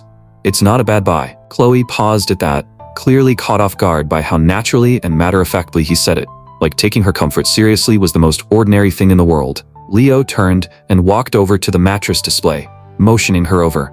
"Come try this one. See how the support feels." He only gestured for her to sit and test it, then grabbed a memory foam pillow and set it to the side. "See if you like how this feels too." Chloe sat down a little awkwardly, cheeks faintly warm, but still tried to focus seriously on the feel of the mattress and pillow. Between the warm light and the softness of everything around her, she gradually found herself relaxing. Once they had finished picking out everything they needed, Chloe looked at the pale pink comforter in the cart and said quietly, "Thank you, Leo." Leo suddenly stopped walking, and Chloe nearly bumped into his back. He turned to face her, his tone more serious now. "You don't have to keep saying thank you every time. If you really want to repay me, then start by taking care of yourself and staying out of trouble." Chloe blinked, then nodded obediently. Only then did Leo start pushing the cart forward again. "All right, let's go home." After paying, Leo left the delivery address so the truck could bring everything over later. Then he picked up the bags of clothes and headed back with Chloe. As they passed the vintage record shop on the corner, the smell of freshly baked cinnamon rolls drifted out into the street. Leo stopped and bought one while it was still hot. He blew on it to cool it down a little, then held it out to Chloe. Chloe took a bite, and a little white icing ended up at the corner of her mouth. Leo casually pulled out a napkin and gently wiped it away for her. Then, He looked at her and smiled, his voice softening without him even meaning to. So, is it good? Chloe nodded as she took another small bite, her eyes curving into crescents. Yeah, it's really sweet. And it smells amazing. Leo turned and kept walking, a trace of easy warmth in his voice. Next time I'll take you to the food truck market downtown. There's way more good stuff there. Hearing him talk so naturally about a next time, Chloe found herself staring at his back, something soft and bright quietly rising in her eyes. What Leo didn't know was that Chloe still remembered the promise they had made as kids in the community park. By the time they bought the rest of the toiletries and got back home, the bedding had already been delivered to the door. Leo was kneeling on the guest room floor, working on getting the comforter into its cover. Chloe stood nearby holding a new pillow. Leo didn't even look up, still stuffing the corners into place. I've got it. Then he added with a teasing edge, I'm afraid you'll get all tangled up and lose a fight with the blanket. With that, he shook out the star-patterned sheet and spread it neatly over the bed. Then he looked up at her and said, in a voice that was calm but serious, this bed and this room are yours now. Stay as long as you want. It was such a simple sentence, but it struck somewhere deep inside her. Chloe turned away immediately. Leo noticed at once that something in the room had gone quiet in a different way. When he looked closer, he saw her shoulders trembling slightly. She was crying. Maybe for the first time in her life, she truly felt what it meant to have a place she could come back to. Not wanting the moment to become too heavy, Leo deliberately joked, Hey, don't get emotional too fast. I'm still charging rent. Staying here is one thing, but the dishes still need washing and your debt's still going on the books. At that, Chloe quickly wiped at the corners of her eyes before turning back around. Her eyes were still a little red, but the smile on her face had turned bright again, bright enough to light up the whole room. Once everything for Chloe was finally settled, Leo leaned back onto the couch, ready to catch his breath for a moment. But right then, the sharp sound of the doorbell suddenly rang out. Chloe startled and instinctively stepped back. After what had happened in his last life, Leo's nerves had been pulled tight for too long, and he couldn't afford even the smallest lapse. Not when the person outside might be the killer, who had been hiding in the dark all along. He was on his feet almost instantly, moving on instinct to shield Chloe behind him. Don't move, I'll get the door. Chloe was a little surprised by how intensely protective Leo had become, but beneath the surprise, a faint sweetness quietly warmed her eyes. Leo, however, didn't relax at all. He moved to the peephole like he was facing an enemy. But the moment he saw who was standing outside, his heart sank. It was Jax, the person he currently suspected the most. In his last life, Jax had never come to his apartment on this day, which meant the timeline had already started to shift. The sudden visit sent Leo's guard through the roof. He forced down the violent pounding in his chest, then, finally, pulled the door open. Jax? What are you doing here? Jax wore that same lazy grin as always. What, I can't stop by and check on my bro? Last night, the storm was insane, and you got drenched. I figured you'd end up sick, so I had my mom show me how to make some hot chicken soup to warm you up. Brought it over myself. Looking at the thermos in Jax's hands, Leo suddenly understood. The talk they had last night, the one where Leo had gone out in the rain to stop him, had clearly gotten to Jax, and somehow it had triggered this unexpected butterfly effect. Looking at the guy standing there with loyalty written all over his face, Leo actually didn't know what to say for a second. In the end, he only muttered, I do kind of have a headache. Then, perfect. Drink 2 bowls while it's hot. Jax had just started to step inside. When his eyes landed on Chloe, standing partly behind Leo, he froze for a beat. Then his gaze flicked back and forth between the two of them. Leo snapped back to himself and shifted slightly, letting Chloe be seen. You know Chloe. Jax instantly acted like everything had clicked and threw up a dramatic hand. Got it, so she's the official girlfriend. Looks like I showed up at the wrong time. Drink the soup while it's hot. Sister-in-law should have some too. It'll do her good. I've got to get back to the hospital and look after my mom, so I won't stick around and play third wheel. Before he had even fully finished talking, Jax was already gone, jogging off down the hall. Watching that open, uncomplicated figure disappear, Leo was left with a mess of emotions he couldn't sort through. He had a hard time believing that someone as fiercely loyal as Jax, almost to a fault, could really be the brutal killer he was looking for. More than ever, Leo found himself desperately hoping there was another suspect somewhere, someone who could finally clear Jax once and for all. Chloe kept looking in the direction Jax had gone, then said quietly, confusion lingering in her eyes, Everyone says he's the worst bully at Westridge High, but he didn't seem like that at all. Carrying the thermos into the kitchen, Leo answered in a calm voice, "You can't judge people just by what they look like. He's got his own story. A lot of things are more complicated than they seem from the outside." He opened the thermos, and the rich, savory smell of hot chicken soup rose at once. Leo poured out 2 bowls, then handed one to Chloe. "Drink it while it's hot. You got soaked last night too, and you've looked pale these last couple days." The rich, steaming broth slid down her throat, and warmth spread through her body almost instantly. Cradling the bowl in both hands, Chloe took a few small sips and said softly, her voice gentled by the heat, "I always heard people say terrible things about him. I didn't expect him to actually be kind." Leo paused for a second with the ladle in his hand, then said quietly, "A lot of the time, people are just cornered by life. He didn't necessarily have to become what everyone thinks he is."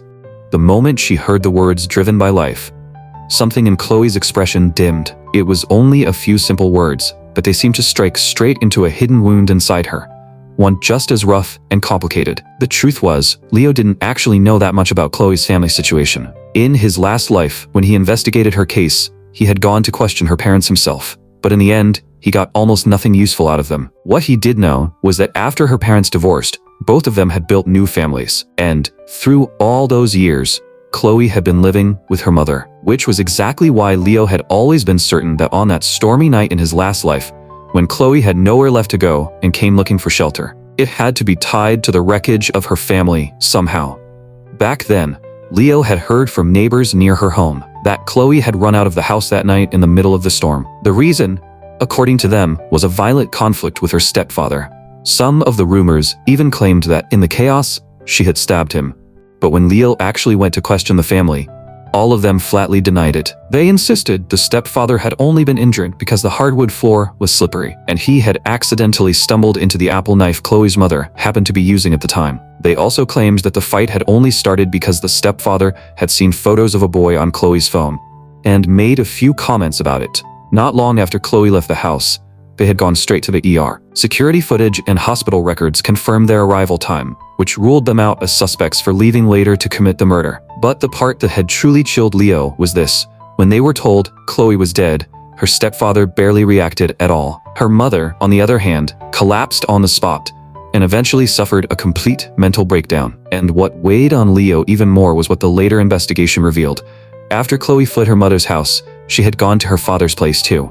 But she hadn't stayed there long either. On the footage, she walked away with her head down, looking even more crushed than she had when she arrived. Which meant that on that night of relentless rain, she had been turned away by both of the families that should have taken her in. And only after that had she ended up at Leo's apartment door. Even now, Leo didn't dare think too deeply about how much despair she must have been carrying when she knocked on that door. Every time he did, the regret from his last life came flooding back over him all over again. But fate had given him one more chance, and this time, he was never letting go of her again. Carrying the glass of hot milk, Leo walked over toward the couch. Chloe was curled up quietly in the corner with a book in her hands, the warm light tracing her slight figure in soft outlines. By accident, Leo noticed that she was absently rubbing the inside of her left wrist, where a pale crescent-shaped scar showed faintly against her skin. He walked over and held out the glass. "Try it," I added, honey. As Leo placed the glass gently into her hands, Chloe instinctively opened her mouth as if to thank him, then remembered his earlier warning about not saying it all the time and swallowed the words instead. The warmth of the milk and the faint sweetness in the air settled quietly between them. And only then did Leo notice what she had been reading. It was the tarot guide he had left on the shelf without a second thought. Leo glanced at the book in her hands and asked with a teasing smile, "What, thinking about becoming a fortune teller?" Chloe pressed her lips together in a small smile, something playful lighting up her eyes. "Sure. Once I learn, you'll be the first person I read for." In the middle of their conversation, a harsh screech of brakes suddenly cut through the air outside. Chloe's whole body went rigid, her back tightening at once. The milk in her hands nearly spilled, and Leo immediately reached over to steady her trembling hand. After confirming that nothing was actually happening outside, Leo sat back down beside her, his tone gentler now. "It's okay," he said quietly. "As long as I'm here, no one's taking you anywhere." Chloe's heart had already been racing from the scare, and those words only made it pound harder. To ease the tension, Leo lifted a brow and added with a smile, "So when you really figure this stuff out, tell me whether the two of us are compatible or not, just so I know whether you're bad luck for me." Chloe's face instantly turned pink. The truth was, she had already looked at their charts in secret, and they had matched far better than she expected. Once he saw that she had relaxed a little, Leo asked more gently, "So, where do you want to apply for college?" Chloe's gaze drifted away. Her voice came out soft. "Have a few schools in mind, I just haven't completely decided yet. What about you?" Leo looked at her, more serious now. "For me, it's not that complicated. First thing is just figuring out the direction. And once you know your target schools, I can help you start getting ready earlier." Chloe held the spoon and slowly traced circles in her cup. Looking into Leo's smiling eyes, she felt something sweet and aching rise in her throat before she finally said, "I want to apply to Stanford or Johns Hopkins for psychology." Leo immediately followed up. "Those are both hard schools. What made you choose psychology?" For just a second, the memory of her mother's breakdown flashed through his mind, and because of that thought, he didn't press her. He only waited quietly to see if she wanted to answer. Chloe parted her lips, but in the end, she still said nothing. Leo reached up and gently ruffled her hair, his voice softening. "It's a good major. Before you learn how to take care of other people, it's not a bad idea to learn how to take care of yourself too." The light in Chloe's eyes brightened at once, like tiny stars scattering across them. "Then I'll work really hard. I'll go for the best grades I can get." Leo leaned back against the couch and said more lightly, "All right then. I'll help you prep for the SAT." Chloe blinked in surprise and looked up at him. After all, as things stood now, Leo was only around the middle of the class, while she had always been near the top. One look at her expression, and Leo arched a brow. "What? You don't believe me?" Chloe immediately looked away. "No, that's not it." Leo leaned forward slightly, confidence clear in his voice. "You were lying just now. Whenever you're hiding something, you stop looking people in the eye. And there's always a pause before you answer." To Chloe, though, those words meant something else entirely. He had been paying attention to her all along. A warmth spread through her chest, sweeter even than the hot milk in her hands. To prove he wasn't bluffing, Leo got up and pulled a Barron's AP prep book from the shelf. He flipped it open and worked through several pages almost without pausing, writing quickly and accurately. In his last life, he had pushed himself almost obsessively while preparing for the Seattle PD Academy and chasing the truth. And questions like these had long since become second nature to him. Watching this side of him come out all at once, Chloe's eyes filled with obvious surprise and admiration. Cradling the cup in both hands, she joked softly, "At this rate, won't I just end up owing you tutoring fees too? What if the debt keeps getting bigger?" Leo slid a sheet of paper and a pen over to her and said with a teasing smile, "Then start by writing me a personal study contract." He had only meant it as a joke, but to his surprise, Chloe actually took the pen and lowered her head, writing with complete seriousness. Leo leaned in, curious to see what she would come up with, only to find that she had written nothing more than personal contract and signed by Chloe, leaving a huge blank space in the middle on purpose. She smiled to herself and handed the paper back to him. "The rest of the terms," she said softly, "can be filled in by the creditor himself." Leo deliberately dragged out his reply. "So that means I can write whatever I want?" Chloe lifted her eyes to him, her voice still soft, but touched with a rare bit of playfulness. "Only if the creditor plans on being reasonable." By the end of it, she was already smiling. Leo laughed too, then tapped the table lightly, steering the moment back on track. "All right. Joking aside, there is one rule." He paused there on purpose. Chloe immediately straightened a little, waiting seriously for what came next. Leo reached out and lightly tapped her forehead. "Tonight you're going to bed before midnight, and tomorrow morning you are not getting up before 7. Also, I'm making breakfast." Chloe blinked in surprise. Then warmth slowly rose into her eyes, and she smiled brightly. "Understood, creditor." That night, under Leo's near-total supervision, Chloe ended up obediently heading to bed. Leo warmed up a glass of milk for her and added, "Lock the door or don't, whatever makes you feel comfortable. Just rest." With that, he stepped back out. Chloe stood there for a moment, looking at the lock on the door, but in the end, she never turned it. Back in his own room, Leo finally let out a long breath. In his last life, he had thrown himself into casework almost obsessively, just to keep from thinking about her, even turning down desk rotations the department had offered him. Now, back in the world 10 years earlier, she had survived, and for the first time it felt like he had escaped that endless nightmare too. With that thought in mind, he finally drifted into a deep sleep. In his dream, he found himself back in childhood, in a quiet corner of the community park. A little girl, who looked like a doll, was crouched there, quietly crying. Little Leo leaned in and asked in a voice full of fake maturity, How are you still crying at your age? The girl sniffled and protested. I am not crying. Little Leo frowned immediately, his tone full of protective seriousness. Did those kids in the neighborhood mess with you? I'll go make them apologize. The girl quickly reached out and grabbed him, shaking her head and insisting that it had nothing to do with anyone else. So, little Leo dug into his pocket and pulled out a clean tissue his mom had tucked in there for him. Then, awkward but sincere, he used it to wipe away her tears. When he noticed the girl still staring at him without blinking, he got embarrassed instead and scratched his head. Why are you looking at me like that? Then, he glanced down at his reflection in a puddle, looking adorably confused. That finally made the little girl laugh, and the sadness in her face began to melt away. Once the little girl finally stopped crying, little Leo broke into a grin and introduced himself with complete seriousness. Hey, my name's Leo. I come here all the time. If something makes you sad again, you can come find me. But before he could say anything more, his mother's voice called out for him from the distance. The little boy answered and ran off. In the very next instant, the sharp alarm from an iPhone exploded through the room. Leo's eyes snapped open. He lay there for a second, still half in a dream, then muttered under his breath, why would I suddenly dream about when I was a kid? At that exact moment, Chloe had also fallen into that same dream of the old park. In it, she looked up with tearful eyes and said in a trembling voice, one of my parents is going to leave me. The little boy listened, then answered in a muffled voice, trying to sound tough. Don't cry. I thought it was something way worse. My parents aren't around either, and I didn't cry. Little Chloe stared at him in surprise. She had never expected this awkward little boy in front of her to be so stubbornly strong. Then, before she even thought about it, she threw her arms around him and ended up comforting him instead. If your parents are both gone, then what are you going to do?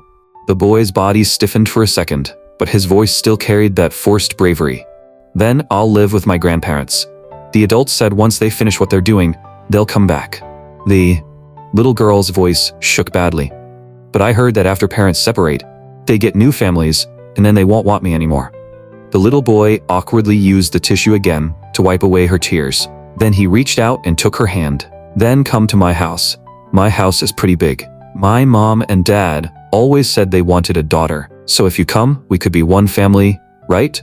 That innocent, unguarded line only made little Chloe cry even harder. Because in that moment, for the first time, she felt like maybe there really was a place in this world where she could belong. But after that day, the boy never came back to the park again. After that, the little girl even left behind a note filled with thanks, placing it on the bench where the two of them used to meet.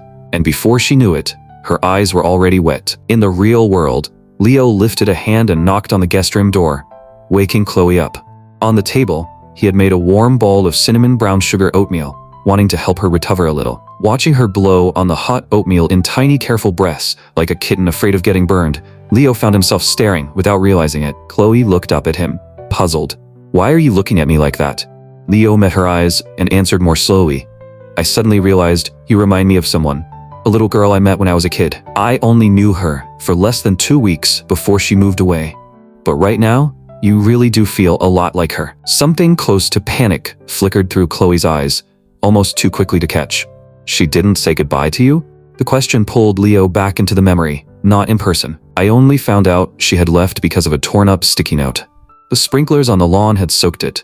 Only half of it was still readable. Looking at Chloe now, Leo felt that strange sense of familiarity grow even stronger. So he asked directly, when you were little, did you ever meet a boy in the community park? Chloe only curved her eyes and smiled with a trace of playful mischief. You tell me. But the excitement in her expression was impossible to hide. At last, she understood why Leo had shown no reaction when he first heard her name back then. It wasn't because he had forgotten her. It was because the note with her name on it had been ruined long ago, and now that she knew he had remembered that little girl all along, she found herself feeling just rebellious enough not to give him the answer outright. Leo deliberately teased her.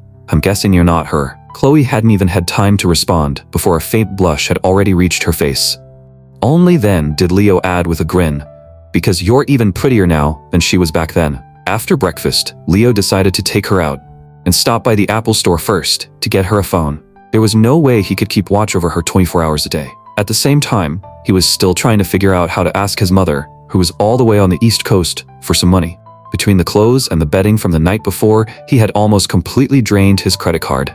But the moment he sent an iMessage asking to borrow $500, his mother sent $5,000 instead. Looking at the message that came with it, "If it's not enough, tell mom, take good care of yourself." Leo let out a helpless little laugh, which meant and Grace had probably already told his mom that he had taken a girl shopping. Still, with that emergency cash now sitting in his account, Leo finally felt a little more secure. He lifted a brow at Chloe. "Since it's Sunday anyway, is there anywhere you really want to go?" Chloe looked up at him and answered softly, "I want to go to Central Park, in the old neighborhood." Central Park, in the old neighborhood. That was the exact place where he had first met that little girl all those years ago. Add that to the hints she had just dropped, along with her parents' divorce and remarried families, and that tiny habit she had of avoiding eye contact and hesitating for half a beat whenever she lied. And suddenly every scattered detail locked perfectly into place. In that instant, it felt like something slammed straight into Leo's chest, and his heart started pounding hard. In his last life, her death had dragged his whole world into darkness, and he'd never had the space to go digging through old childhood memories. But now that he looked back carefully, it was obvious she really was that little girl from back then. Leo finally relaxed a little and smiled at her. "The lawn over there at the park is perfect for flying kites. We can grab one on the way, fly it for a while, then head over to the weekend food truck market." Chloe's eyes lit up instantly, her lips curving into a bright smile. "Okay, I've actually never flown a kite before." Watching her get that happy over something as ordinary as flying a kite hit Leo harder than he expected. For most people, it was just a normal little thing. For her, it was a rare experience. Right then, he made himself a quiet promise. No matter how much color life had taken away from her, this time he was going to help bring it back, piece by piece. "Before we go anywhere, I'm getting you an iPhone." Leo tapped her lightly on the forehead and put on a mock serious face. "If you don't have a phone and something happens, how exactly is your creditor supposed to find you?" The excuse was obviously ridiculous, but she still laughed and nodded obediently. The moment they stepped through the glass doors of the Apple store, a sales associate came over with a bright smile and immediately started recommending rose gold as a great color for a young couple. At the word couple, Chloe's ears turned warm, and her fingers instinctively clutched the hem of her pale green skirt. Leo pointed straight at the rose gold iPhone on display, the one marked at $899. When he saw her staring at the price tag in a daze, he simply reached over and calmly blocked it from view. "Don't worry about things you don't need to worry about," Leo said solemnly. "Today the creditor makes the call." The employee brought over a demo phone and cheerfully showed them how to use the front camera for selfies. The frame caught the side of Leo's face, and Chloe, flustered, hit the shutter too soon. The result was nothing but half a sleeve in the picture. Leo laughed under his breath. "A selfie looks better from this distance." Leo stepped closer and gently steadied her hand, the warmth of his palm passing lightly through the back of hers as he helped her press the shutter. The screen lit up, and in the photo, she was tilting her face slightly upward, while his profile rested close to her golden hair. Behind them, the glass reflected their overlapping silhouettes, making them look as natural as any young couple, perfectly in sync. After buying the phone, Leo opened the box right there and saved his own number into it. He didn't just save his name as creditor, he also set it as speed dial number 1. He handed the phone to Chloe, his tone leaving no room for argument. "If you run into any trouble, no matter how late, press and hold 1. Even after they walked out of the store, Chloe was still lost in thought over those initials, so distracted that she nearly tripped over the threshold. Leo reacted instantly and caught her, pulling her steadily into his arms. In that brief moment, the faint vanilla scent in her hair brushed past him, and his thoughts wavered for a second too. Looking down at her, Leo let out a helpless little smile. "Watch where you're going, you goof." But Chloe caught the sleeve of his hoodie, and for once, sounded openly a little clingy. "Come on, just tell me. Otherwise I'm seriously going to keep thinking about it." With no way out of it, Leo could only laugh and give in. All right, you win." He leaned in slightly and lowered his voice near her ear. "I'm your creditor, remember? So MM means my muse." Then he paused on purpose, a faint teasing smile at the corner of his mouth.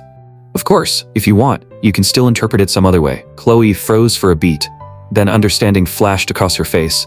But almost immediately after that, it was clear another possible meaning had crossed her mind, and panic flickered in her eyes. Her heartbeat instantly lost its rhythm, and the blush already resting on her cheeks deepened all the way into full red. Looking at Chloe's flushed face, Leo couldn't help laughing to himself. Those two letters MM, she'd probably taken them to mean my man. He didn't point it out, That mix of insecurity and quiet hope in her expression only made her look even more endearing. The bus rattled and swayed its way toward the old neighborhood, the one place where their childhoods had briefly crossed paths. Leo pulled out his earphones and gently tucked one of the earbuds into her ear. "You know this song?" he asked, softly. She nodded. "Coldplay's Fix You. I really like it."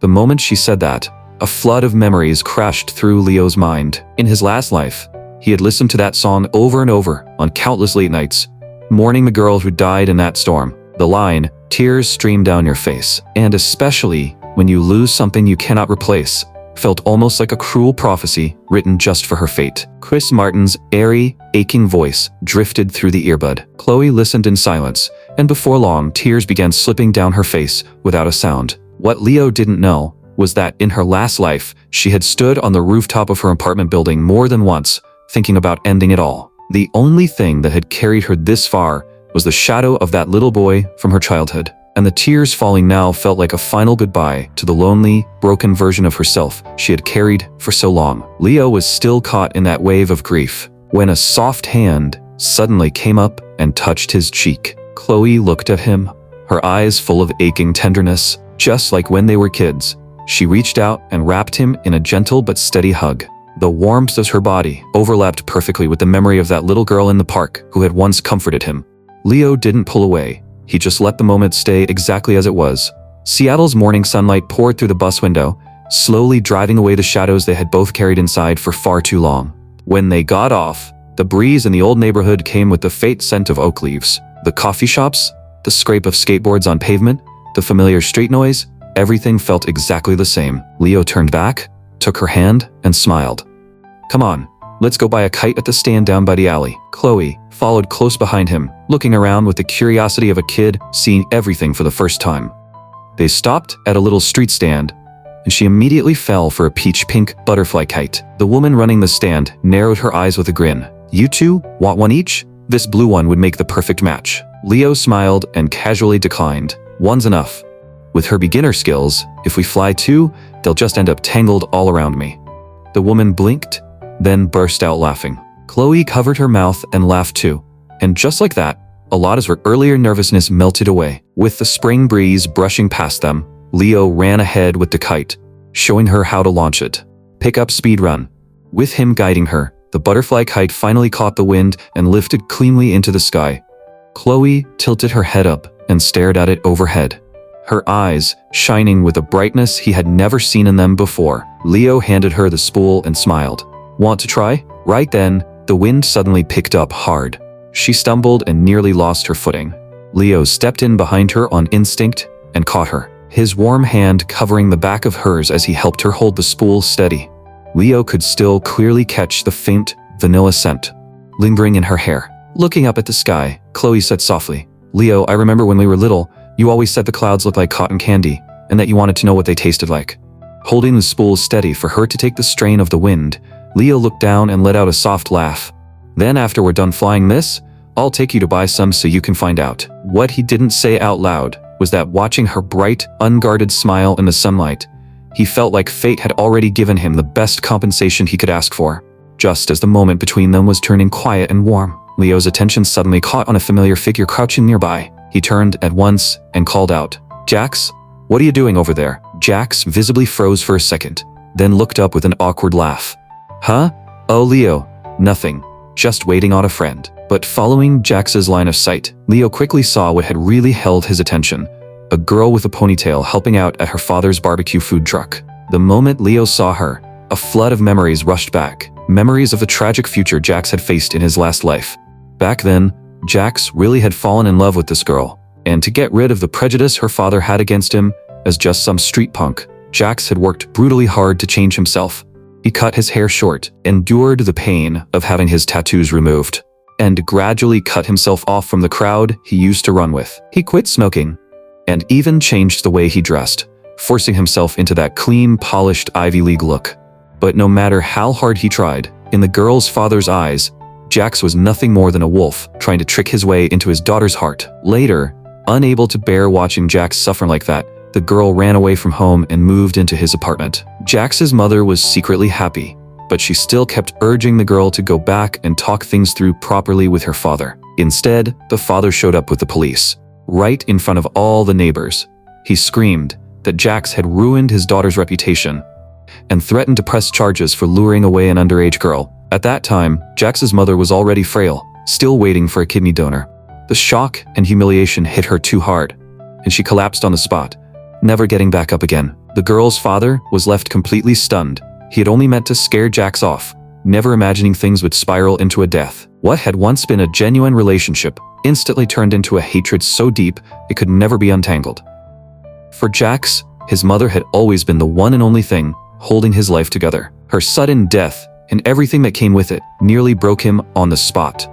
Later, even when the girl's father regretted everything and finally tried to back down, Jax could never bring himself to stay with the daughter of the man who had indirectly killed his mother. In the end, the two of them still went their separate ways. Not long after that, Jax dropped out of school and left the city for good. Years later, Leo happened to run into him again while working a case. By then, Jax had become a homeless man in rags, sleeping beneath an overpass. He had lost his mind. Over and over, he repeated just one line. He still had his mother's death to avenge. The pain had burned away what was left of his reason. In the end, he couldn't even remember who he was supposed to take revenge on, and all that remained was a life wasted in madness. Every time Leo thought back to the broken, half-mad Jax he'd seen under that overpass in his last life, the pain it stirred in him was no less than what he felt when he remembered Chloe's fate. So even though the knife in that other timeline had once pointed suspicions straight at Jax, Leo still refused to believe he was the kind of person who could be truly beyond saving. If fate had really given him a second chance, then there was no way he was going to stand by and watch those tragedies happen all over again. Leo had already made up his mind. Somehow, he was going to make sure the $20,000 police tip reward ended up in Jax's hands. With police recognition and reward money behind him, the girl's father would have a much harder time dismissing Jax out of pure prejudice. Jax. Leo stepped forward and called out to him. Jax turned confused. What is it, Leo? Leo paused, then held back whatever he had been about to say.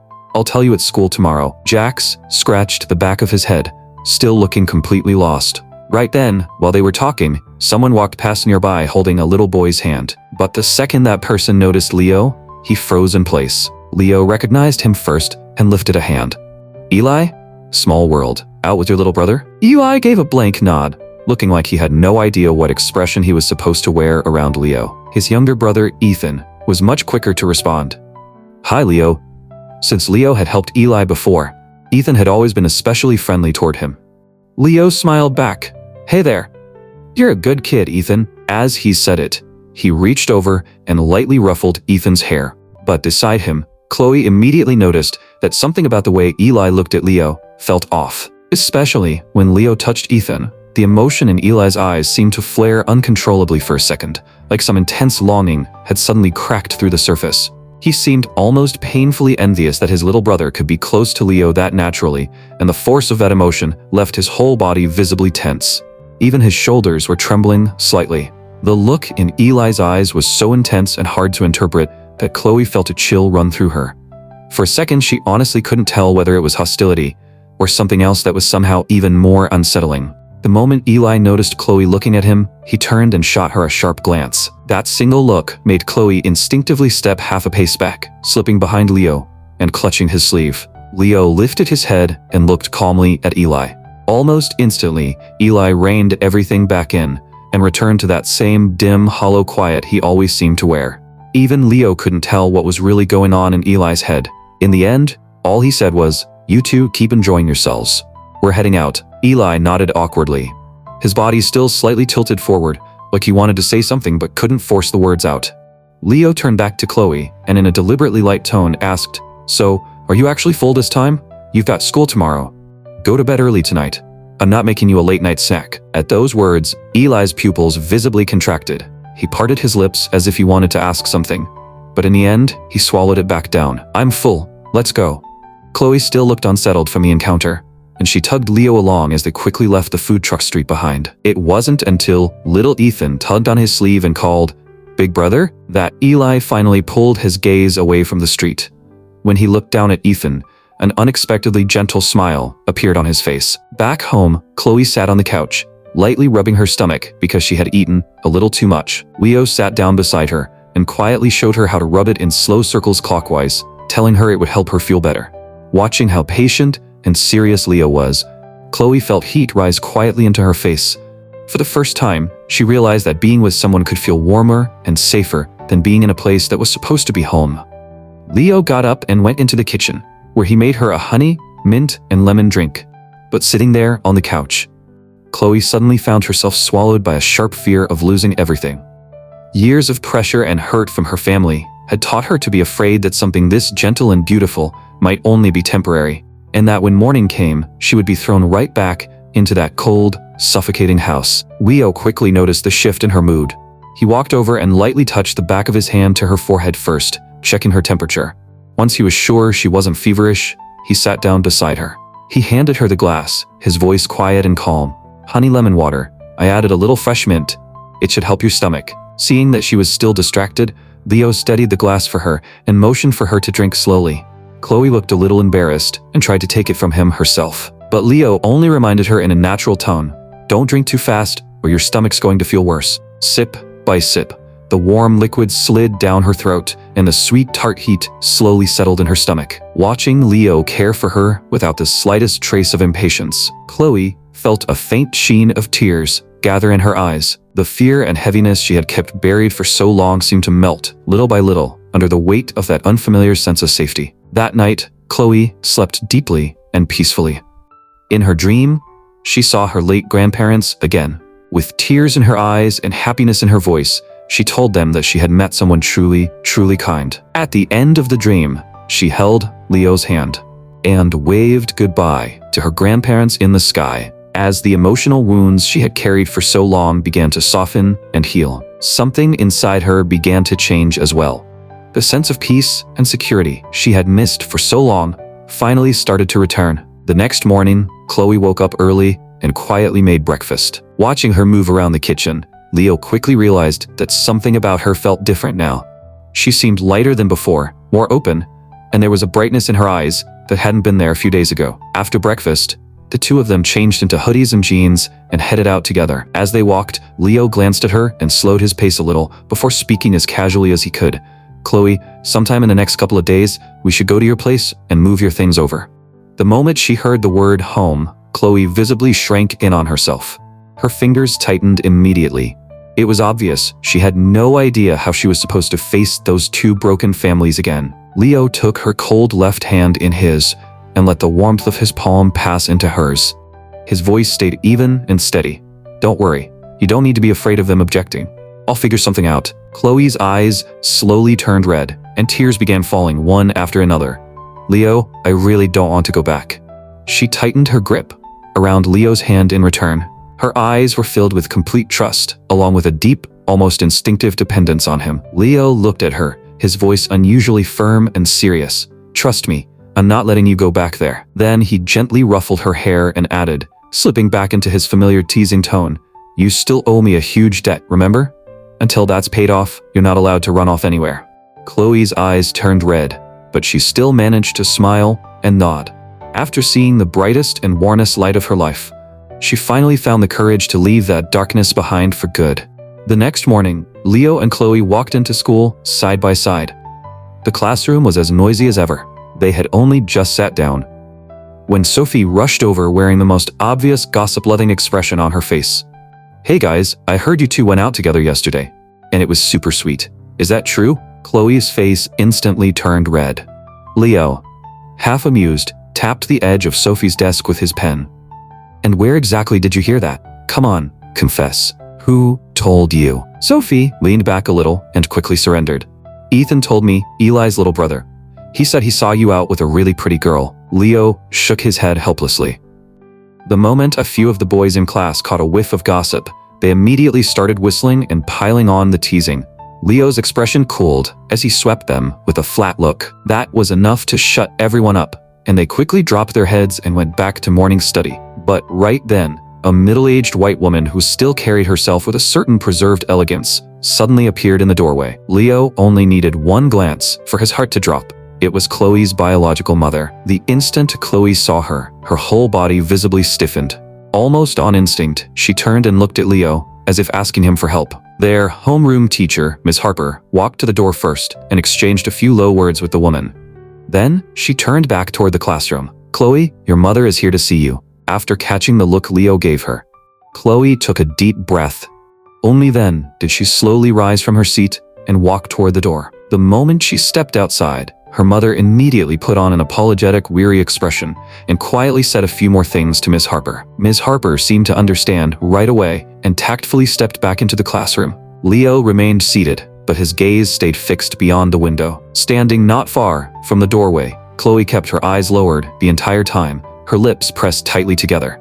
She didn't say a word, only stood there listening while her mother kept talking. After a long while, her mother seemed to deliver one last cold, final-sounding sentence. Then, she turned and walked away without looking back. The spark that had returned to Chloe that morning, because of Leo's promise, had visibly dimmed again by the time she came back to her seat. She looked up at him with quiet unease. Leo didn't press her for answers. He simply gave her a steady, reassuring smile that told her he was still there. Only after seeing that smile did Chloe's tightly drawn shoulders finally begin to loosen. And little by little, her expression calmed again. Sophie immediately turned around and lowered her voice. "Chloe, what did your mom want to talk to you about?" Chloe dropped her gaze and answered softly, "Nothing much. Just some stuff at home. Grown-up problems. Kids shouldn't dig into them." Leo picked up a book and lightly tapped Sophie's desk with it, cutting off her gossip. "Once morning study's over, I'll take you two to the cafeteria and let you go wild. For now, behave and read." The joke was enough to pull the pressure off Chloe for the moment. But in Leo's mind, the next move was already taking shape. If the shadow of her family was going to keep following her around, then he needed more ways, real legitimate ways to stay by her side. Just before morning study ended, Leo walked straight up to the teacher's desk. He leaned down and quietly made a request to Ms. Harper. Ms. Harper adjusted her glasses, calm as ever. "At your age, school should still come first." Leo leaned in slightly, his voice more serious than usual. "Then how about we make a deal? If I place in the top 10 on this week's AP mock exam, you let me change seats and move next to her." The second she heard top 10, something sharpened in Ms. Harper's eyes. She wasn't an old-fashioned teacher. As far as she was concerned, if a student could turn all that teenage emotional chaos into real academic drive, that was a point in his favor. She looked at him with clear approval. "I like the nerve. Fine. Place in the top 10 and I'll allow it." Leo grinned and high-fived her on the spot. The moment he got back to his seat, he flipped open his AP calculus book and launched into an almost obsessive round of review. Brad, the guy next to him, stared like he was looking at a mutant. "What happened to you?" he muttered.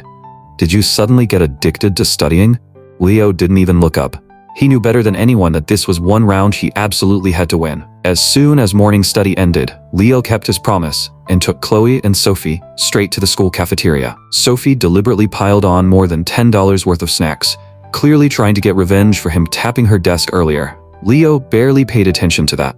His eyes went first to Chloe, who still looked like she hadn't fully shaken off the morning. He picked up a lollipop from the shelf and handed it to her. "Have something sweet, the sugar'll help." Then his voice turned steadier. "And remember what I told you this morning. After school, I'm going to deal with all of it." Holding the lollipop, Chloe quietly took a few deep breaths. Then at last, she looked up and gave Leo a smile that no longer looked forced. It was bright, genuine, and finally real. The three of them had just stepped out of the cafeteria when Leo spotted Jax, sprawled lazily on the edge of a flower bed. His eyes were locked straight ahead, where the ponytailed girl helping out at the barbecue truck, Danny, was busy working without looking up. Jax was so absorbed in staring at her that he didn't even notice they had already walked right up. Leo deliberately raised his voice and teased, half serious and half joking, "If you keep staring like that, sooner or later somebody's gonna think you're a stalker." Jax snapped back to reality on the spot. The second he saw Leo and the others, he got visibly flustered and stammered out, "Leo, hi, Sisama." That instantly turned Chloe bright red. Leo told Chloe and Sophie to head back to class first, then turned and sat down beside Jax, lowering his voice. "Since I already caught you, let me give you a piece of advice. When it comes to winning over a girl, it all comes down to one thing: being sincere. But what I'm worried about isn't whether Danny will accept you. It's her father. A guy that traditional is never going to like the way you look right now." The moment he heard that, Jax's whole face fell. Leo knew even better than he did that in the last timeline, it was exactly this kind of stubborn prejudice that had pushed Jax's mother to her death and eventually destroyed Jax too. That was why, in this life, Leo had no intention of standing by and watching the same tragedy happen again. He looked at Jax and grew more serious. I've got a way to make her father completely change how he sees you. I'm sitting on a lead tied to a fugitive with a $20,000 reward on it. You take that lead to Seattle PD, and once they make the arrest, the credit lands on you. Once you've got police recognition behind your name, plus community praise, if Danny's dad still wants to judge you by how you look, then you tell him you were blending in on purpose to help with an investigation, acting as an informant on the street. At that point, he won't have much choice but to see you differently. By the time Leo finished laying it all out, Jax was so fired up his face had gone red. Damn, Leo, that is actually genius. So what about the 20 grand? Leo's tone stayed calm, but there was no room in it for argument. We split it. You take 10. It'll ease some of the pressure on your mom's treatment, and it'll give you more room to focus on your own life too. Then he held out his hand. The lead is solid. Are you in or not? Jax stared at him for a second, then made a fist and thumped it against his chest. Bro, I got it. I won't forget this. You don't need to say another word. Leo had just finished settling the plan with Jax. When he noticed that Danny had actually worked up the courage to walk over, Leo instantly took the hint and very wisely backed off behind the corner, watching from a distance. It was almost unbelievable. Jax, who usually looked intimidating at over 6 feet tall, turned into a nervous mess the second Danny stood in front of him like some grade school kid who'd just been caught doing something wrong. He could barely even get his words out. It turned out Danny had once called the police and helped get him out of trouble. She had assumed the so-called street tyrant everyone talked about would be some terrifying thug, only to discover that the real Jax was just a hopelessly sincere idiot who stuttered when he got nervous. Watching Jax trail after Danny with almost comical devotion, Leo finally felt that weird, fatherly knot in his chest loosen a little. But just as he turned to leave, he spotted Eli standing quietly not far away. Leo spoke first. About what happened last Friday night. I'm sorry. You okay after that? Eli didn't say much. He just pulled a handkerchief from his pocket and held it out. I'm fine. This is yours. I sent the hoodie to the dry cleaners. I'll give it back once I get it. Leo took the handkerchief, now washed, completely clean, and patted Eli on the shoulder.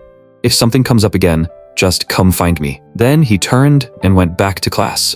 The moment they stepped back into the classroom, Leo casually snatched the Hershey bar Sophie had been secretly hiding under her desk. While Sophie loudly protested, he handed the very last piece of chocolate to Chloe instead. Chloe took it, then gently broke it in half. She passed one half back to Sophie. For a moment, the whole classroom seemed filled with that bright, easy energy that only belonged to youth. Once he sat down, Leo pulled out his iPhone and saw that his mother had already sent over the faxed document. It was an employment contract for a live-in personal assistant. The terms were laid out clearly.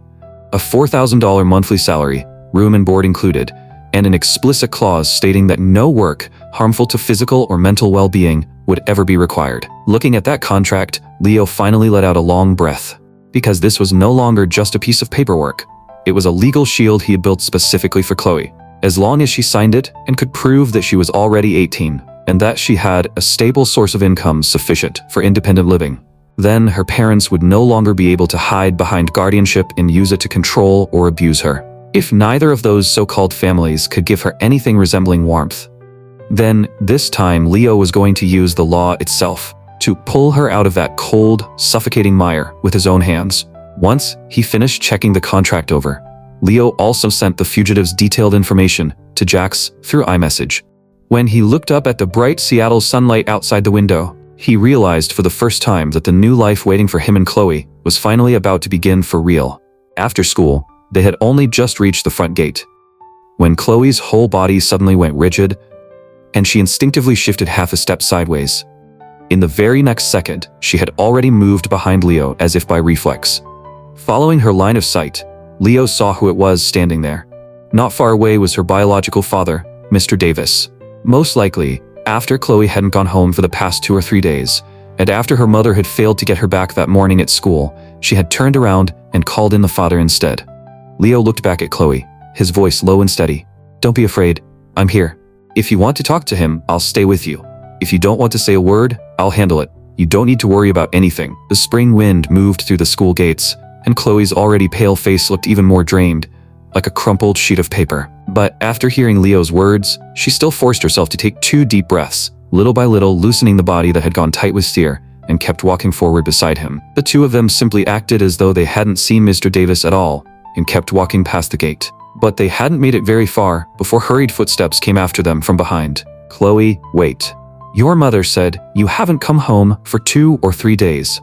What exactly is going on?" Mr. Davis was speaking to Chloe, but his eyes were quietly sizing Leo up from head to toe the whole time. Chloe pressed her lips together, shaking all over, yet unable to force out a single word. Leo didn't hesitate for even a second. Right in front of Mr. Davis, he reached out and firmly took Chloe's cold hand in his. That one move stopped Mr. Davis cold. Chloe looked up at Leo too, shock flashing across her face along with a deep, instinctive fear that her father might turn all that anger on him instead. Leo, however, only looked straight at the man, his gaze sharp and utterly cold. "What happened?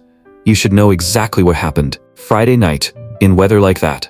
She didn't even have one place she could go to get out of the rain. And now, you're standing here asking me what happened." Mr. Davis immediately flew into a rage, jabbing a finger at Leo as his voice turned shrill. "Who the hell do you think you are?" Leo let out a short, icy laugh. "Her classmate." Mr. Davis glared at him. "Let go of her hand and stay the hell away from my daughter." Anger burned in Leo's eyes, but his voice only got colder. "Your daughter? On a night with that kind of storm, you are willing to let your own child stay outside in the rain. And you still want to talk about home?" He had absolutely no intention of showing a man like that even the slightest courtesy. Mr. Davis was shaking with anger now. "Bullshit. Who the hell are you to lecture me? This is family business. You don't get to interfere. Let go right now, or I'm going straight to your teachers and your parents." Leo pulled out his phone on the spot and opened his contacts, his tone dripping with contempt. "Fine. I can FaceTime my parents right now. If you want to hear what they have to say about you two, I'm more than happy to oblige." Mr. Davis kept his chin raised, but his voice had already lost some of its earlier force.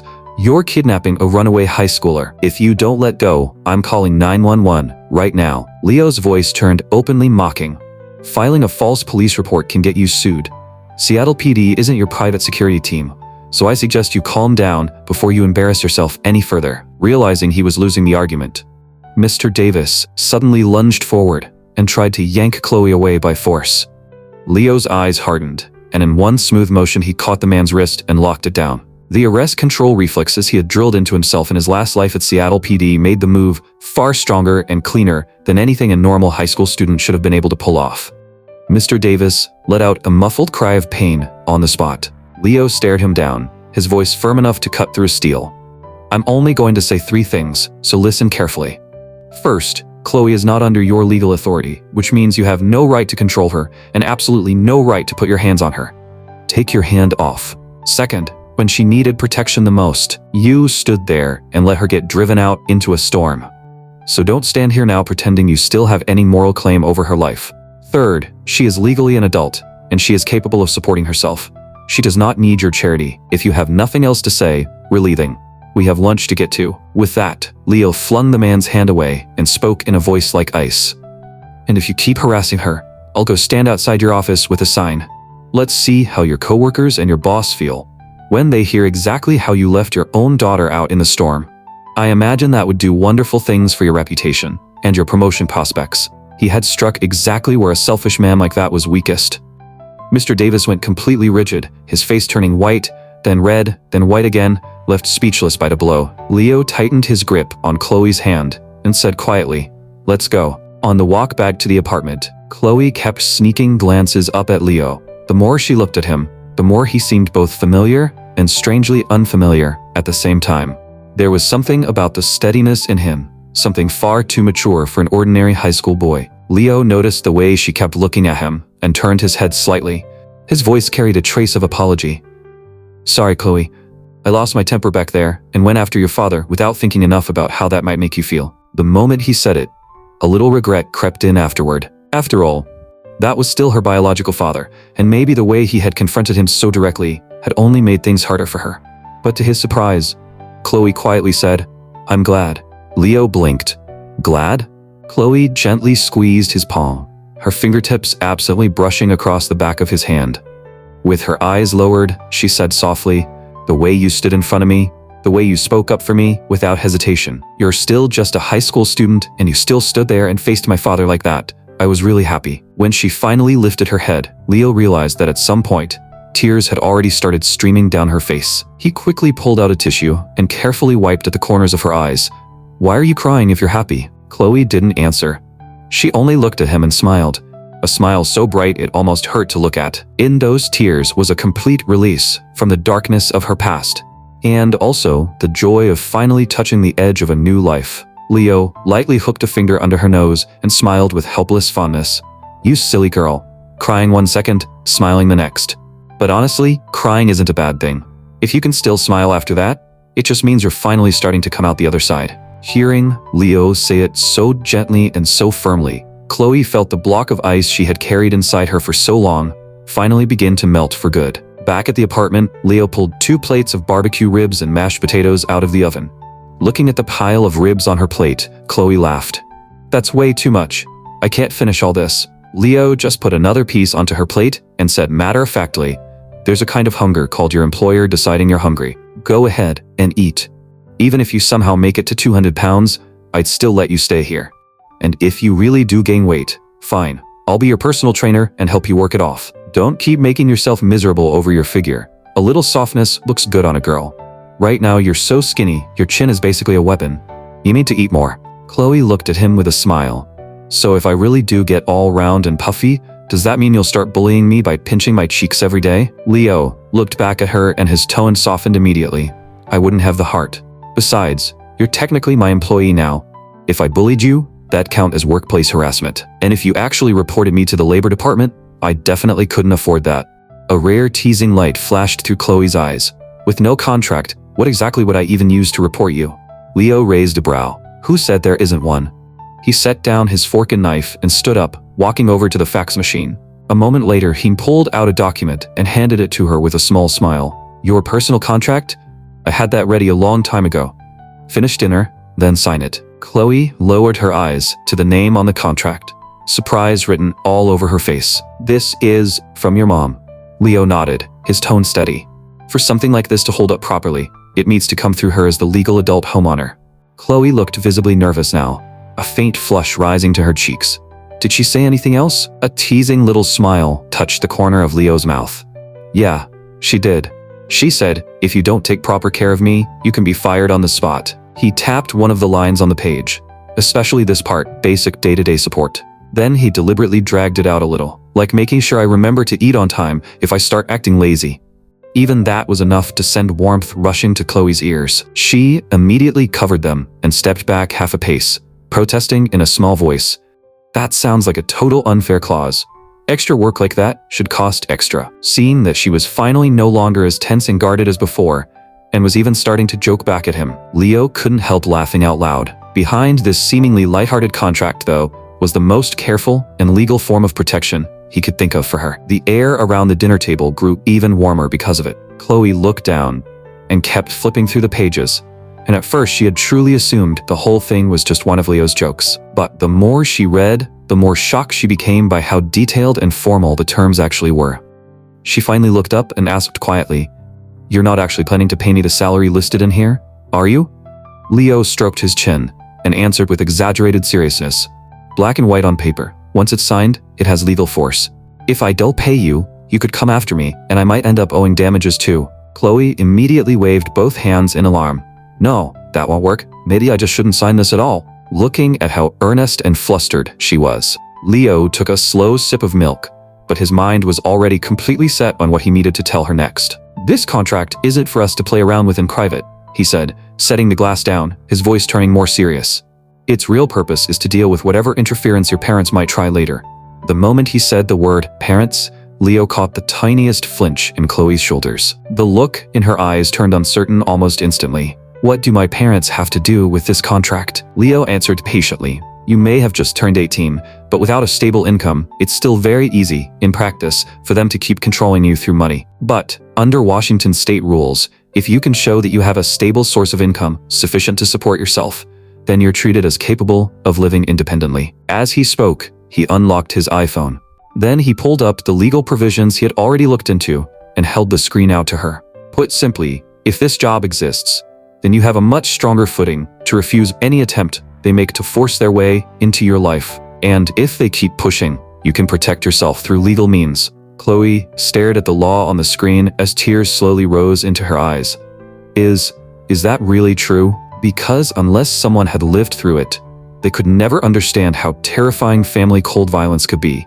The kind with no shouting, no blood, and yet enough to push a person all the way to the edge. As he watched her read the law on the screen, Leo finally saw the darkness that had clung to Chloe's eyes for so long begin to lift completely, replaced by a spark of life he had never seen in her before. He folded his arms across his chest and leaned back against the dining chair, sounding lazy on the surface, but utterly firm underneath. Now you see why this contract matters, right? So after dinner, you're signing it. Chloe still looked uneasy. But $4,000 a month is way too much. She picked at her fingernails nervously and added in a low voice, "My mom works as a cashier at a grocery store, and she doesn't even make $3,000. There's no way I'm actually good enough to be someone's live-in assistant. Couldn't you cut it in half?" Leo leaned forward a little, and the sheer seriousness on her face made him laugh despite himself. "You silly girl. You're eating my food and living under my roof. That money's just going to circle right back around anyway. That number is there for outsiders to see. At the end of the day, it's still money being spent on the household." Chloe finally let out a long breath. Then I feel better about it.